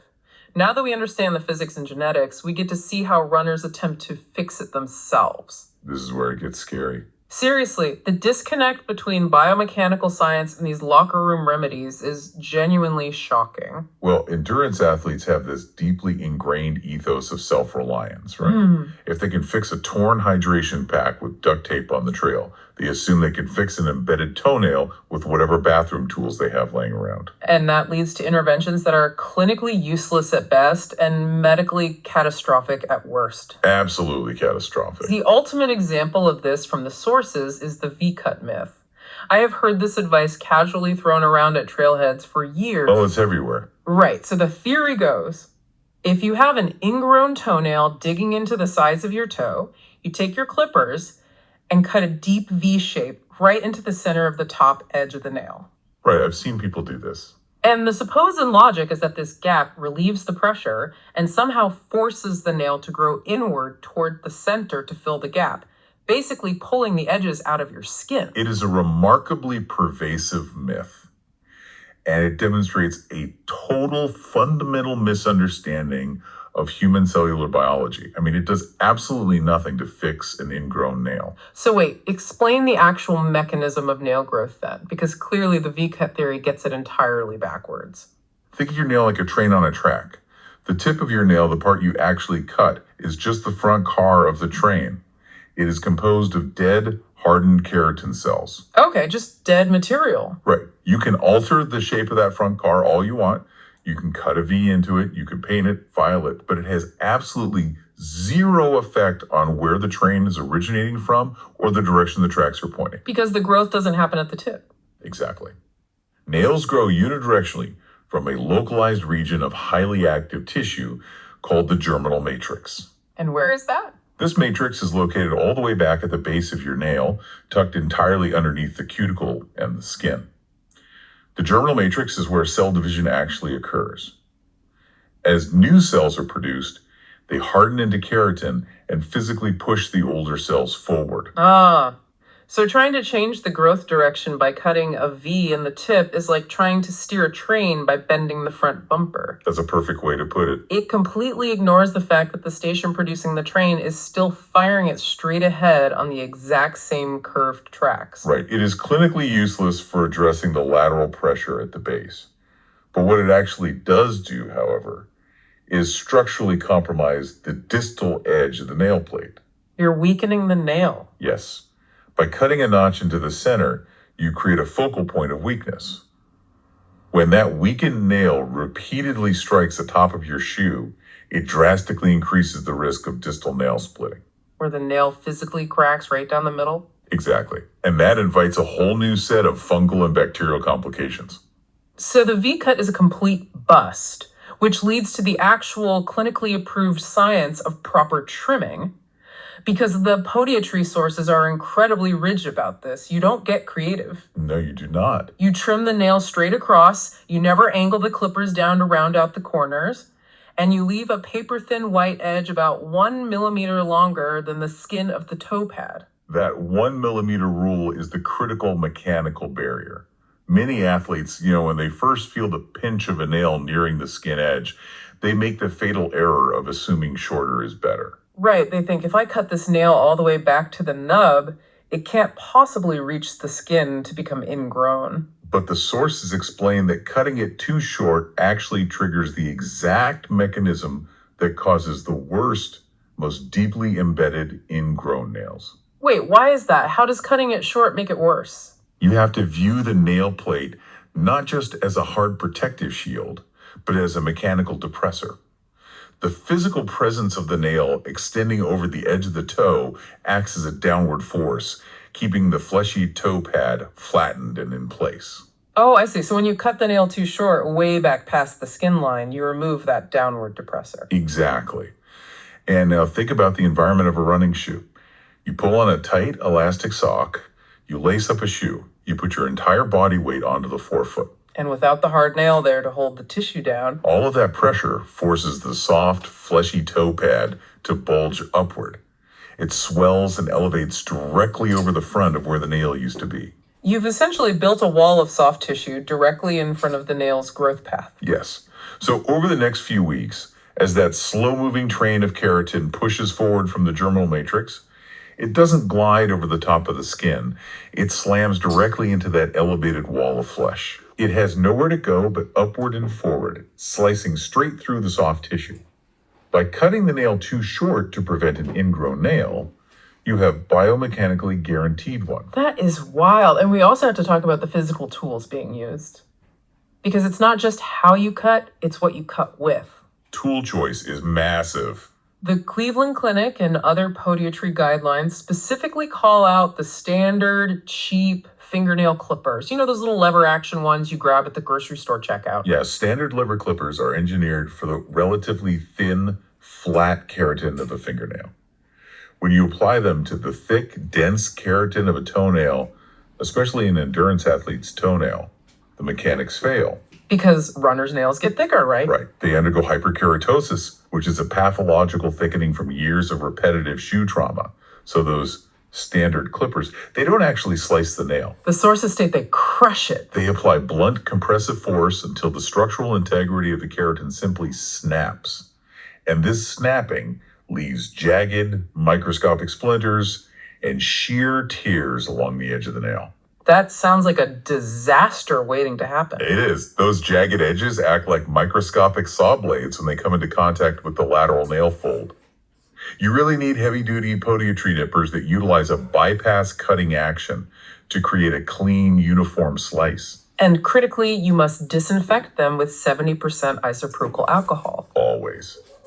Which brings us to the hygiene aspect of bathroom surgery. Yeah, this is where the clinical guidelines read more like a horror movie. A runner feels the sharp pain on the side of their toe. They want to keep training. So they sterilize absolutely nothing, grab whatever tweezers or dull clippers are in the drawer, and aggressively dig down into the side of their own toe. Just trying to rip out the offending corner of the nail. Yeah. It is the single most common precipitating event for severe podiatric infections. When a patient attempts a blind excision in their bathroom, they almost invariably fail to remove the entire lateral border. So they miss a piece. Yes, they snip the nail deep under the skin, but they miss the very bottom edge, leaving behind what is clinically termed a spicule. A spicule? I mean, it sounds like a biological weapon. It essentially becomes one. A spicule is a sharp, hidden, detached shard of keratin left embedded deep within the soft tissue matrix. Because it is no longer attached to the main nail plate, the body's immune system stops recognizing it as part of the self. Oh no. Yeah. The localized macrophages identify this jagged piece of keratin as a massive invading foreign body, identical to how they would treat a piece of glass or a massive wooden splinter. So the body basically goes to war with itself. It launches a massive inflammatory cascade. Blood flow to the area increases drastically, bringing white blood cells to attack the invader. The tissue becomes red, hyperswollen, and incredibly sensitive. And because this open, jagged wound is hidden beneath the flap of the lateral nail fold inside a sweaty, bacteria-rich shoe. It becomes a perfect breeding ground for opportunistic pathogens. What started as a mechanical irritation is now a raging, purulent infection. Purulent meaning it's actively producing pus from the immune system casualties. That is just a grim picture. But incredibly, the bathroom surgery gets even more extreme than that. We have to address the heated paperclip trick. Oh boy. This is a legendary folk remedy in ultramarathon circles for treating the subungual hematoma we discussed earlier. So the blood blister is throbbing, the pressure is immense. The advice on the forums is to take a standard metal paperclip, hold a lighter to the tip until it is literally glowing red hot, and then press it firmly through the top of the nail plate. Please, nobody do this. Supposedly, the heat melts a hole through the keratin, allowing the trapped blood to squirt out. I cannot stress enough how dangerous this intervention is. It is an absolute violation of basic medical protocol. But the runners on the forum swear by it. They say the pressure relief is instantaneous. The mechanical relief at the hydraulic pressure is instant, yes. Yeah. But the biological risk they are taking is catastrophic. When you puncture the nail plate with a non-sterile office supply, you are doing something incredibly dangerous. You are opening a direct, unsealed channel from the external environment straight down into the deep vascular tissue of the nail bed. Because the blood blister isn't just a bubble on the surface, it's a wound deep underneath. Exactly. The hematoma represents ruptured blood vessels. It is an open internal wound. By melting a hole into it, you are inviting the bacteria that live naturally on your skin, Staphylococcus, Streptococcus, and the massive bacterial load thriving in your sweaty shoe directly into that vascular space. Wow. And the sources emphasize that the underlying toe bone is dangerously close to this area. Very close. The distal phalanx, the bone of your toe, sits mere millimeters beneath the nail bed. There is very little soft tissue buffer. If bacteria traverse that short distance and colonize the bone, you develop osteomyelitis, A bone infection. a severe, deeply entrenched bone infection. And osteomyelitis is notoriously difficult to eradicate because blood flow to the distal extremities is limited, which makes systemic antibiotics much less effective. So what happens if you can't cure it? If an osteomyelitis infection goes unmanaged or becomes necrotic, the clinical endpoint is often surgical amputation of the digit. Wait, really? Amputation? Yes. Yeah. So you are risking the structural loss of your toe for the temporary relief of a blood blister. If a subungual hematoma is causing severe, unbearable pain, it requires sterile trephination. A podiatrist uses a specialized medically sterile microdrill or cautery unit to breach the nail plate, and then they dress the wound under aseptic conditions. Okay, so the takeaway here is crystal clear. Put down the clippers, throw the paperclip in the trash, and step away from the bathroom sink. Absolutely. But treating the trauma on the body is really only half the battle. Because if the anatomy of the foot is a loaded gun, what actually pulls the trigger? The shoe itself. Microclimate. Right. You aren't just running, you are locking your foot into a high-friction, highly engineered microclimate. Let's examine the environment we are forcing our feet into. The internal environment of a running shoe during a prolonged endurance event is biologically extreme. I mean, it is essentially a high moisture, high heat incubator. And this environment fundamentally alters the structural integrity of the skin long before the nail ever touches it. The clinical term used in the literature for this environmental breakdown is maceration. Yes. Maceration is the physiological softening and degradation of the stratum corneum, which is the outermost layer of the epidermis. How does that actually work on a cellular level? To understand why this happens, you have to look at how skin is built. The stratum corneum is often described as a brick and mortar structure. The bricks are hardened, dead cells called keratinocytes, and the mortar consists of specialized lipids that lock moisture in and keep external water out. So it's basically a waterproof barrier? Under normal conditions, yes. But prolonged physical exertion triggers hyperhidrosis, excessive sweating. The foot has roughly 250,000 sweat glands. During a marathon or an ultra, you are pumping massive amounts of fluid directly into a closed synthetic chamber. Right, and then you combine that internal sweat with external environmental factors, like running through a rainstorm, splashing through a mud puddle, or crossing a stream on a trail run. The shoe becomes completely saturated. And when that brick and mortar structure is exposed to standing water for hours, the lipid mortar begins to emulsify and break down. The mortar just washes away. Basically. And then the keratinocyte bricks absorb the water and swell dramatically. This is the maceration process. Think of how your fingers wrinkle and become soft, white, and fragile when you stay in a bath for too long. So the skin loses its structural integrity entirely. It turns to mush. Precisely. The structural defense of the lateral nail fold is obliterated.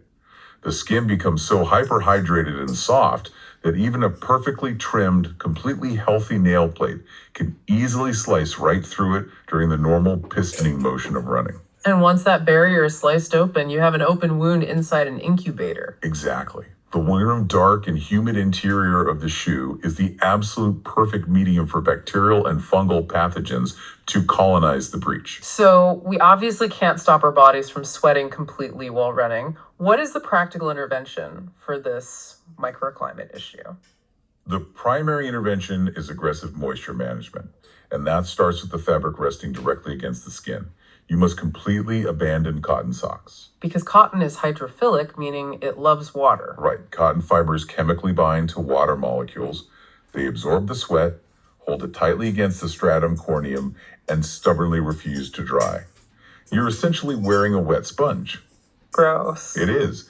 The clinical recommendation is to use moisture-wicking materials, specifically high-quality merino wool or advanced synthetic blends like Coolmax. These fibers are hydrophobic. They actively repel water using capillary action to pull the sweat away from the skin surface and push it outward toward the breathable mesh of the shoe upper to evaporate. And the sources provide a fascinating clinical hack for athletes who suffer from severe, intractable hyperhidrosis. You can actually treat the foot chemically before you run. Yes. For extreme sweaters, podiatrists recommend applying a 20% aluminum chloride antiperspirant directly to the soles and toes of the feet before going to bed. Wait, antiperspirant on the feet, like you'd use under your arms. How does that work? The aluminum chloride reacts with the electrolytes in your sweat to form a physical gel plug right at the opening of the sweat duct in the epidermis.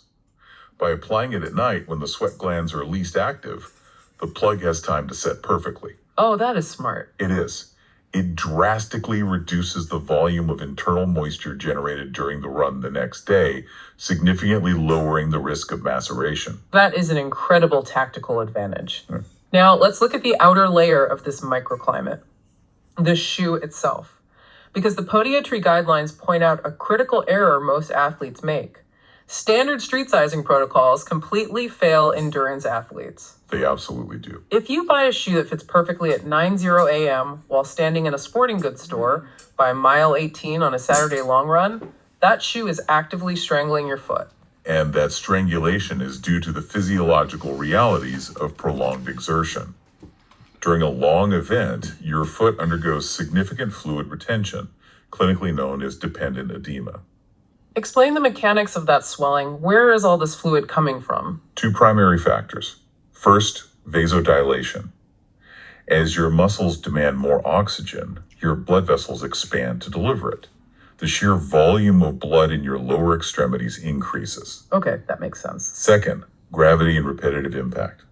The constant pounding increases hydrostatic pressure within the capillaries, physically forcing fluid out of the blood vessels and into the surrounding interstitial tissue of the foot. Your foot doesn't just get longer, it dramatically increases in three-dimensional volume. So the shoe fitting guidelines have to account for this massive expansion. The clinical sources outline 3 specific tests for endurance athletes. The first is the stand-up clearance test. Right. When you are fully weighted and standing, you need a minimum of 1/2 inch or roughly the width of your thumb between the tip of your longest toe and the hard front bumper of the shoe. 1/2 inch? I mean, when you do that in the store, it feels like you're wearing clown shoes. It feels excessive when you are perfectly rested and dry. But when vasodilation and edema hit their peak at hour 3 of a race, your foot will expand to occupy every single millimeter of that empty space. Wow. If you don't have that thumb's width, the swelling toe will press constantly against the front of the shoe, resulting in the acute trauma of a subungual hematoma. The second protocol is the active wiggle test. While standing fully weighted in the shoe, you should be able to freely and independently wiggle all 5 digits without feeling restrictive pressure on the medial or lateral sides. This ensures the toe box is expansive enough to accommodate transverse swelling without inducing lateral compression on the nail folds. And the final rule, the late day fit evaluation. You should never buy a running shoe in the morning. You must purchase them in the late afternoon or immediately following a grueling training run when the interstitial edema has already maximized your foot volume. Exactly. You want to fit the shoe to the foot's largest state. But wait, I have to stop and connect the dots here. If I follow these rules, if I deliberately size up and leave a massive thumb's width of empty space at the front of the shoe, won't my foot just slide forward into that empty space? That's the logical concern, yes. Isn't wearing an oversized shoe going to cause the exact pistoning and micro collisions you warned us about 10 minutes ago? That is the ultimate paradox of shoe fitting. If you just buy a bigger shoe and run, yes, you will slide forward and suffer massive trauma. Right. The solution to pistoning is not a smaller, tighter shoe that crushes the toes. The biomechanical solution is to lock the midfoot securely in place while leaving the toe box entirely uncompressed. You want to anchor the foot in the middle, basically letting the toes splay out freely at the front. Precisely. And this bridges the gap between shoe fit and foot stability. To achieve this, we have to look at the engineered architecture of the shoelaces. This might be the most actionable insight in the entire deep dive. Lacing techniques. I mean, we all learn to tie a basic knot when we are 5 years old, and then we never think about the geometry of the laces again. Most people don't. But biomechanical sources ranging from ASICS engineering guides to clinical podiatry manuals treat lacing as a complex mechanical intervention. Let's break down the specific hacks that alter the physics of the shoe. Let's start with the ultimate solution to the pistoning problem. The heel lock, widely known as the runner's loop. The heel lock is a brilliant application of mechanical advantage. Its sole purpose is to securely anchor the calcaneus, the dense heel bone, deep into the rigid heel cup of the shoe, preventing any forward migration of the foot during downhill deceleration. Walk the listener through exactly how to execute this because it changes everything. Imagine you are lacing your shoe normally, crisscrossing the laces left and right, moving up towards your ankle. You stop at the second to last eyelet. Okay, so you have one eyelet left on each side at the very top. Instead of crossing the lace over to the opposite side like you normally would, you take the lace and thread it straight up vertically into that final top eyelet on the exact same side. Oh, straight up. Yes, you pull it through just enough to leave a small loop of lace sitting on the outside of the shoe. You repeat this vertical threading on the other side. So you essentially have two little loops, almost like bunny ears, sitting flush against the fabric on the sides of your ankle. Correct. Now, you take the long aglet end of the lace from the left side, pull it across the tug of the shoe, and thread it completely through the loop you created on the right side. And you take the lace from the right side and thread it through the loop on the left. You were crossing them over and threading them through the bunny ears. Exactly. When you pull the ends of the laces tight to tie your knot, those two loops function as a literal pulley system. They multiply the force of your pull, cinching the padded collar of the shoe tightly and uniformly around the narrowest part of your ankle. It creates a mechanical lock above the calcaneus. So gravity can pull your body forward all at once, but the heel is securely pinned to the back of the shoe. The foot physically cannot slide forward to hit the front of the toe box. The pistoning is neutralized, even with a thumb's width of extra space. It is the most effective biomechanical intervention for preventing subungual hematomas on steep descents. Let's look at another intervention that alters the geometry of the shoe. The single helix, or the diagonal lace. This one looks incredibly strange when you do it, completely asymmetrical. The single helix is a highly targeted intervention specifically for runners who suffer from recurring trauma to the hallux, the big toe. It is designed to physically lift the fabric of the upper mesh off the dorsal aspect, the top of the digit. So if your big toe is already bruised or the nail is throbbing, this takes the pressure off. How does the lacing achieve lift? You completely remove the lace from the shoe. You take one end of the lace and insert it into the bottommost eyelet directly above your big toe. Then you run that lace in a single straight diagonal line all the way up the shoe to the very top eyelet on the opposite side near your ankle. So you have one tight, taut string stretching diagonally across the entire tongue of the shoe. Yes. When you pull that single diagonal lace tight, it creates a line of high tension that mechanically lifts the fabric of the toe box upward and away from the nail plate. It increases the vertical volume of the chamber over the big toe. That's so clever. Then you simply take the remaining long end of the lace and zigzag it normally through all the empty eyelets to secure the shoe. The aesthetic is asymmetrical, but the localized relief of downward pressure on a sensitive nail is profound. It's engineering the fabric to behave differently. Okay, one more major technique. The parallel or straight bar lacing. This addresses a completely different kind of trauma, specifically for folks with high insteps. Right, a high instep means the bony arch on the top of the midfoot is unusually pronounced. For these runners, the standard crisscross lacing pattern creates a severe problem. When the laces cross in and axe directly over the highest point of the bony instep, they create focus points of immense downward pressure when pulled tight. And what's sitting directly under that pressure? The deep peroneal nerve and a whole network of dorsal blood vessels. The tight, crisscross laces act like a localized tourniquet. Over the course of a long run, this constant compression causes ischemia, a restriction of blood flow and nerve impingement. So the runner experiences numbness, a burning, tingling sensation, or sharp pain across the top of the foot. Exactly. So the parallel lacing completely bypasses the crossover pressure. It does. Instead of crossing diagonally over the tongue, you run the laces completely straight across horizontally from left to right.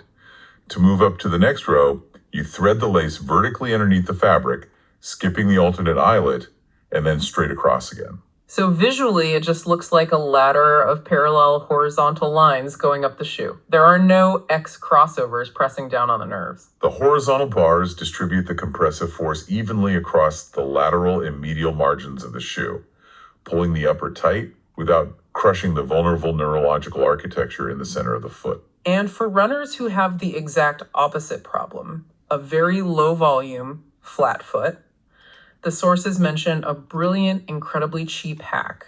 If your foot is so thin that pulling the laces tight causes the shoe material to bunch up and bite into your nerves, you don't necessarily need a smaller shoe. You need to take up the empty space. The clinical recommendation is to use adhesive orthopedic felt or dense foam padding. You literally glue a customized strip of this padding to the underside of the shoe's tongue. Oh, under the tongue. Yes, it acts as a volumetric spacer. It fills the negative space between your low instep and the top of the shoe, allowing the laces to lock the midfoot securely without requiring extreme nerve-crushing tension. It's a $5 fix that could save a runner months of agony. So we've covered the deep theory. We understand the biomechanics of impact, the chemistry of the shoe's microclimate, and the physical engineering of the laces. Now we have to look at how all this science collides with the messy, chaotic, and often irrational reality of endurance sports. Right, because the psychology of an athlete looking down the barrel of a major race fundamentally changes how they process medical information. Exactly. It is a demographic that inherently views pain as an obstacle to be overcome rather than a biological warning signal. And that mentality is medically detrimental when dealing with tissue recovery. Very detrimental. The sources outline several case studies that perfectly encapsulate this psychological dilemma. Let's look at the UTMB Reddit thread. For context, UTMB, the Ultra Trail du Mont Blanc, is essentially the Super Bowl of global trail running. It takes place in the French Alps. Qualifying and getting drafted to run the CCC 100K race there is the culmination of years of work for an athlete. It's a huge deal. Massive. Okay. So we have a runner who secured a spot, but they developed a severe ingrown toenail. They underwent a surgical removal procedure, and then they ran into the classic problem. conflicting medical timelines. Which throws an intensely focused athlete into absolute panic. Exactly. The podiatric surgeon who performed the actual procedure told the runner, "You must wait 4 full weeks before you run a single step." But the runner spoke to a family friend who is a general practice doctor, and that doctor casually said, "Oh, it shouldn't take more than 2 to 3 weeks." Oh no. So the runner, desperate to not lose their fitness for the Alps, turns to the internet, basically begging the forum to validate the shorter timeline. And this is exactly where the cultural danger of endurance sports rears its head. It is the toughness fallacy. Right. The mindset popularized by extreme motivators. Stay hard, push through the pain, your mind controls your body. But biology doesn't care about your mindset. No.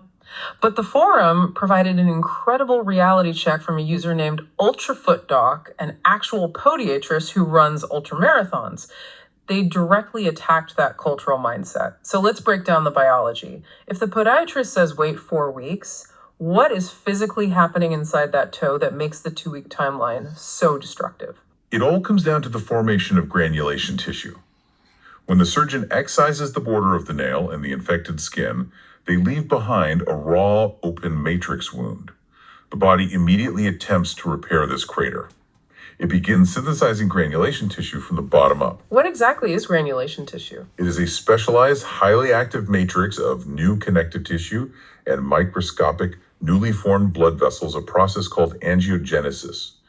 The body is frantically building a new capillary network to supply oxygen and nutrients to the healing area. Okay, that sounds like a good thing.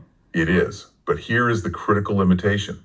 Granulation tissue lacks an epithelial layer. Meaning it doesn't have skin over it yet. Exactly. It is completely exposed and it's incredibly, extraordinarily fragile. The newly formed capillary walls are paper thin. It takes approximately 4 weeks for this granular matrix to fully organize, mature, and finally epithelialize, meaning tough, resilient skin cells finally cover and seal the area. So wait, if that runner listens to a motivational hype video, laces up their shoes at week 2, and goes out for a 10-mile training run, what happens to that tissue? Complete biological obliteration. Yikes. Yeah. The repetitive shear friction and the internal pressure of the shoe will instantly rupture that fragile new capillary network. The granulation tissue will hemorrhage. You will begin bleeding actively inside your shoe. The massive inflammatory response will immediately return to clear out the damaged cells, and you have just completely reset the biological healing clock. Because biological healing timelines do not care about your race schedule or your willpower. Not at all. Yeah. Instead of waiting the initial 4 weeks, the runner has caused secondary trauma to an open wound. They might now be sidelined for 8 weeks, potentially missing the UTMB race entirely, simply because they lacked the discipline to respect the physiology of tissue maturation. That is a stark reality check. And there was another scenario in the literature that perfectly demonstrates how interconnected the foot is to the rest of the body over a long timeline. They call it the 50-miler domino effect. This scenario beautifully illustrates the long-term cascading consequences of acute trauma. The progression goes like this. An ultra runner enters a 50-mile race. They ignore the sizing guidelines, their shoe is too tight, and the pistoning effect causes a massive subungual hematoma. The black toenail eventually dies and falls off completely. Happens all the time. Right. The runner takes some time off, rests, and continues life. Fast forward 6 full months. The runner hasn't changed their shoes, they haven't increased their mileage, but suddenly the new toenail that is growing back is deeply, agonizingly ingrown. The runner is baffled. They assume it's just bad luck. It isn't bad luck.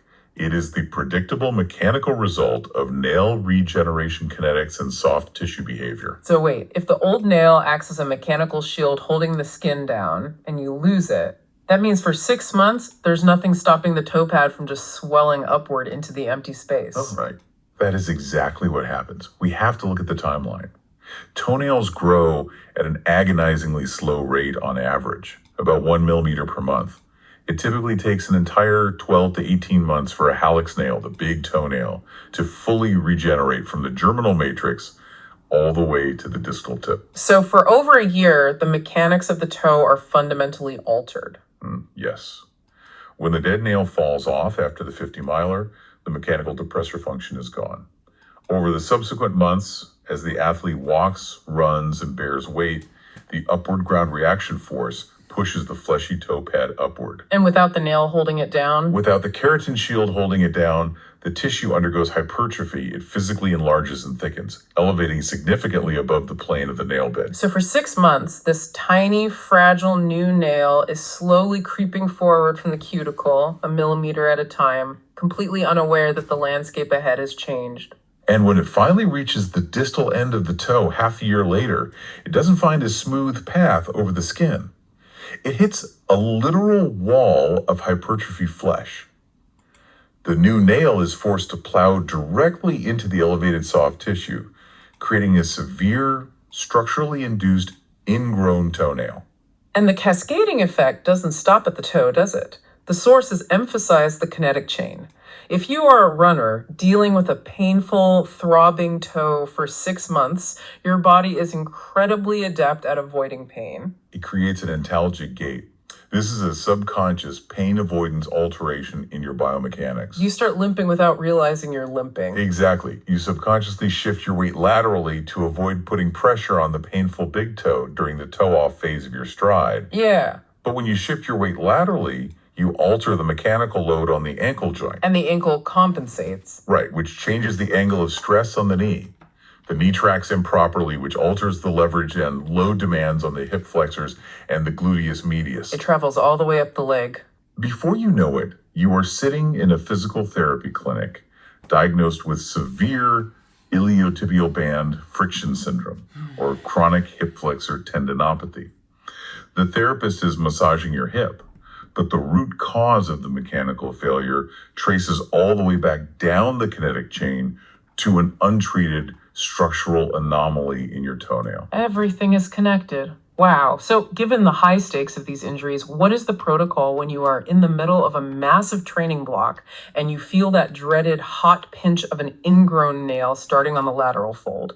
It's not a raging infection yet. It's not bad enough for surgery, but you know it's coming. Let's explore at-home triage, rehab, and conservative care. This is the critical intervention window. If you apply the correct biological principles here, you can alter the trajectory of the condition and avoid the podiatrist chair entirely.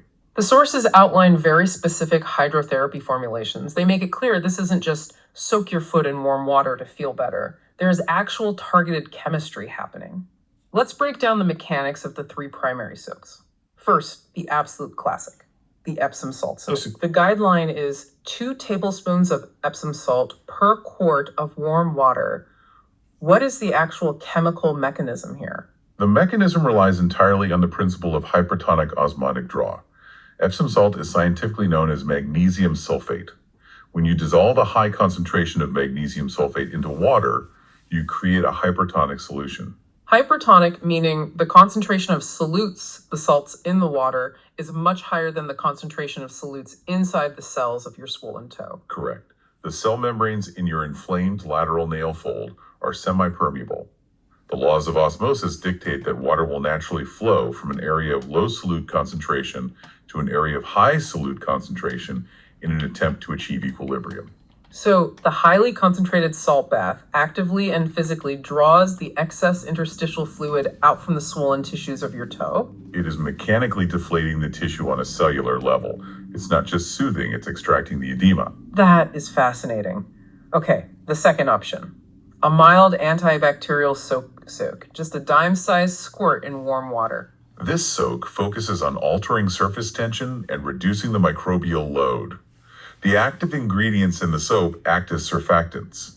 In the incredibly tight, compressed crevice between the nail plate and the swollen skin fold, natural skin lipids, dead keratinocytes, and microscopic debris accumulate tightly. It's basically the perfect hiding place for bacteria. Exactly. The surfactants in the soap lower the surface tension of the water, allowing it to penetrate deeply into that crevice. It chemically breaks the lipid bonds of the trapped debris, emulsifying the dirt and washing away the opportunistic pathogens before they have a chance to colonize any microscopic tears in the skin. And the third hydrotherapy option, which sounds a bit like preparing a salad dressing, diluted vinegar. The protocol is a 1-to-4 ratio of apple cider vinegar to warm water. This intervention relies entirely on manipulating the pH environment of the skin. Healthy human skin naturally maintains an acid mantle, with a slightly acidic pH hovering between 4.5 and 5.5. This acidity is a primary defense mechanism against microbes. But the sweaty environment of a shoe disrupts that. Yes.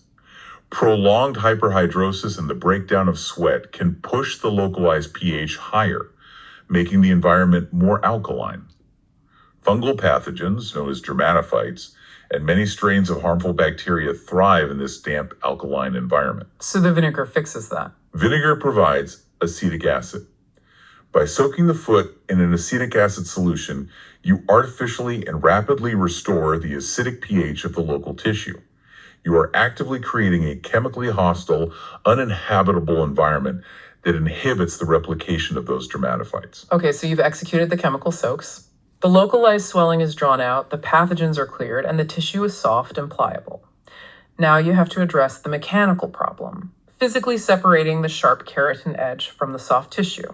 The sources detail non-surgical splinting. Yes, if the nail is just beginning to press into the skin, you can utilize the mechanics of a wedge. The most common clinical method is the cotton wisp. You take a tiny, tightly rolled wisp of sterile cotton, and the source aggressively stresses that it should be no larger than the head of a match or a small piece of plain, unwaxed dental floss. Using a sterilized instrument, you carefully slip this material precisely under the lateral margin of the nail to gently lift it. The emphasis on tiny is critical here. Patients often assume more is better, and they attempt to jam a massive wad of cotton deep under the nail fold. What happens if you do that? If you overpack the sulcus, you generate immense localized vertical pressure directly on the sensitive nail bed. This causes excruciating pain and can actually separate the nail plate from the bed entirely, creating a pocket for severe infection. The goal isn't to jack the nail up, it's just to create a microscopic runway. Precisely. You are inserting a microscopic physical barrier. This tiny wedge lifts the sharp leading edge of the nail just enough so that as it grows forward over the next few days, it glides over the top of the epithelial tissue rather than digging into it. And critically, this cotton packing must be removed and replaced daily after a fresh soak. Right, because if left in place, it simply becomes a saturated sponge incubating bacteria. Exactly. Now, what if you need something more structurally robust than a piece of cotton? The sources dive into some advanced conservative care techniques performed by podiatrists, specifically a procedure called orthonyxia. Orthonyxia is a brilliant biomechanical intervention. It is quite literally orthodontics for your toes. Braces for your toenails, how does that even work? It addresses the root structural cause of a highly curved pincer nail without requiring any scalpel incisions or tissue removal. A podiatrist utilizes a small, precisely engineered brace, usually constructed from a composite plastic resin or a specialized spring metal wire. They bond this brace horizontally across the dorsal surface, the top of the nail plate. And it works under the exact same mechanical principles as dental braces. Yes. The brace is calibrated to apply continuous, gentle upward spring tension to the lateral edges of the nail. Over a period of weeks or months, as the nail grows, this constant calculated upward force actively remodels the keratin structure. It physically flattens the transverse curvature of the nail plate, lifting the edges completely out of the lateral folds. That is incredible engineering. It fixes the architecture of the nail itself. And there is also a DIY mechanical method mentioned for immediate temporary relief. Right. Patient-controlled taping. Taping is great for fast relief. Yeah, you take a piece of high-grade, highly adhesive elastic tape like Elastipore, you anchor one end of the tape right next to the ingrown edge on the soft skin, and you pull the skin down and away from the nail, wrapping the tape obliquely underneath and around the toe. It utilizes simple mechanical traction. When an ingrown nail is painful, the instinct is to try and pry the hard nail out of the skin. Taping reverses the approach. You are using the tension of the tape to constantly pull the soft, inflamed skin laterally away from the sharp edge of the nail. It instantly opens up the sulcus. Right, providing profound and immediate mechanical pain relief and clearing the path for unimpeded nail growth. But I have to stop and deduce the limits of this here. If I am an athlete and I'm executing this routine, soaking my foot in Epsom salts, meticulously wedging tiny pieces of dental floss under my nail, taping my toe up with heavy-duty adhesive every single day. Am I just masking a critical failure? That's a valid concern. When does this at-home conservative care cross the line from proactive rehab into active medical negligence? That is the most important question an athlete can ask, because crossing that line is where toes are permanently damaged. At-home conservative care is strictly, unequivocally reserved for early-stage, localized, non-infected mechanical irritation. What are the red flags that the line has been crossed? There are clear clinical indicators. If there is purulent exudate, meaning you see opaque white, yellow, or green pus, which indicates a massive white blood cell die-off fighting an active bacterial colony. Definitely a bad sign. If you see spreading erythema redness that is actively tracking down the toe toward the foot, indicating a spreading cellulitis infection. If the localized area feels unusually hot to the touch compared to the rest of the foot. Or, crucially, if you are experiencing severe, sharp pain during normal, non-athletic walking in loose shoes. If any of those are present, home care is actively dangerous. Absolutely. Because at that point, soaking in salt water is like throwing a cup of water on a house fire. You aren't fixing it, you're just delaying the inevitable while the infection eats deeper into the tissue. Exactly. An active, purulent infection requires decisive medical intervention. It requires systemic or localized antibiotic therapy, and it requires the surgical removal of the mechanical trigger, the embedded keratin shard. Which brings us to the final frontier, the final resort. When the taping fails, when the hypertonic soaks do nothing, and you are limping in pure agony. Let's talk about what actually happens when you surrender to the podiatrist's chair. And more importantly, for the endurance athletes listening, what is the exact biological timeline back to running after they slice into your toe? The surgical procedures for onychocryptosis are highly standardized, highly refined, and incredibly effective when executed properly. The two primary acronyms dominating the clinical literature are PNA and TNA, partial nail avulsion versus total nail avulsion. A total nail avulsion is exactly what it sounds like, the complete surgical extraction of the entire nail plate from the nail bed. However, the modern clinical consensus, particularly for active athletes, is that a TNA is generally the less preferred option, reserved only for extreme global fungal infections or total traumatic destruction. Why avoid taking the whole thing off? It solves the ingrown problem instantly, doesn't it? It solves the immediate problem, but creates a cascade of long-term biomechanical vulnerabilities. When you remove the entire nail plate, you leave the highly sensitive, highly vascularized nail bed completely exposed to the friction and shear forces inside the shoe. Oh, that sounds painful. It is. Furthermore, as we detailed earlier with the 50-miler domino effect, when you remove the depressor function, the toe pad hypertrophies. When that nail eventually attempts to regrow 12 to 18 months later, there is a statistically high likelihood that it will grow back pathologically thickened, cosmetically deformed, or deeply ingrown all over again. So you're just setting a timer for a future disaster. That makes the PNA the gold standard. Yes, the partial nail avulsion is elegant and targeted. The podiatrist administers a local anesthetic, typically a digital ring block, injecting lidocaine around the base of the toe to completely numb the nerve pathways. You feel absolutely nothing. Good to know. Then, using specialized surgical splitters, they slice vertically, straight down the nail plate, isolating and extracting only the narrow offending lateral edge, usually just 2 or 3 millimeters wide, that is actively embedded in the inflamed tissue. So they just trim the sides. Cosmetically, when it heals, it just looks like you naturally have a slightly narrower toenail. But here is the critical medical pivot. The sources explicitly state that simply cutting the nail out isn't enough. If they just cut it, it will grow right back into the same curve. Exactly. The true magic bullet of this procedure is the chemical follow-up, the chemical matrixectomy. This is the step that elevates the procedure from a temporary trim to a permanent clinical cure. Once that sliver of nail is extracted, the podiatrist looks down into the deep exposed pocket at the base of the nail. They are looking directly at the localized segment of the germinal matrix, the specific cluster of stem cells responsible for generating that exact 2 millimeter sliver of lateral nail. And how do they stop those specific cells from ever producing nail again? They apply a highly concentrated, incredibly caustic chemical agent directly to the exposed matrix.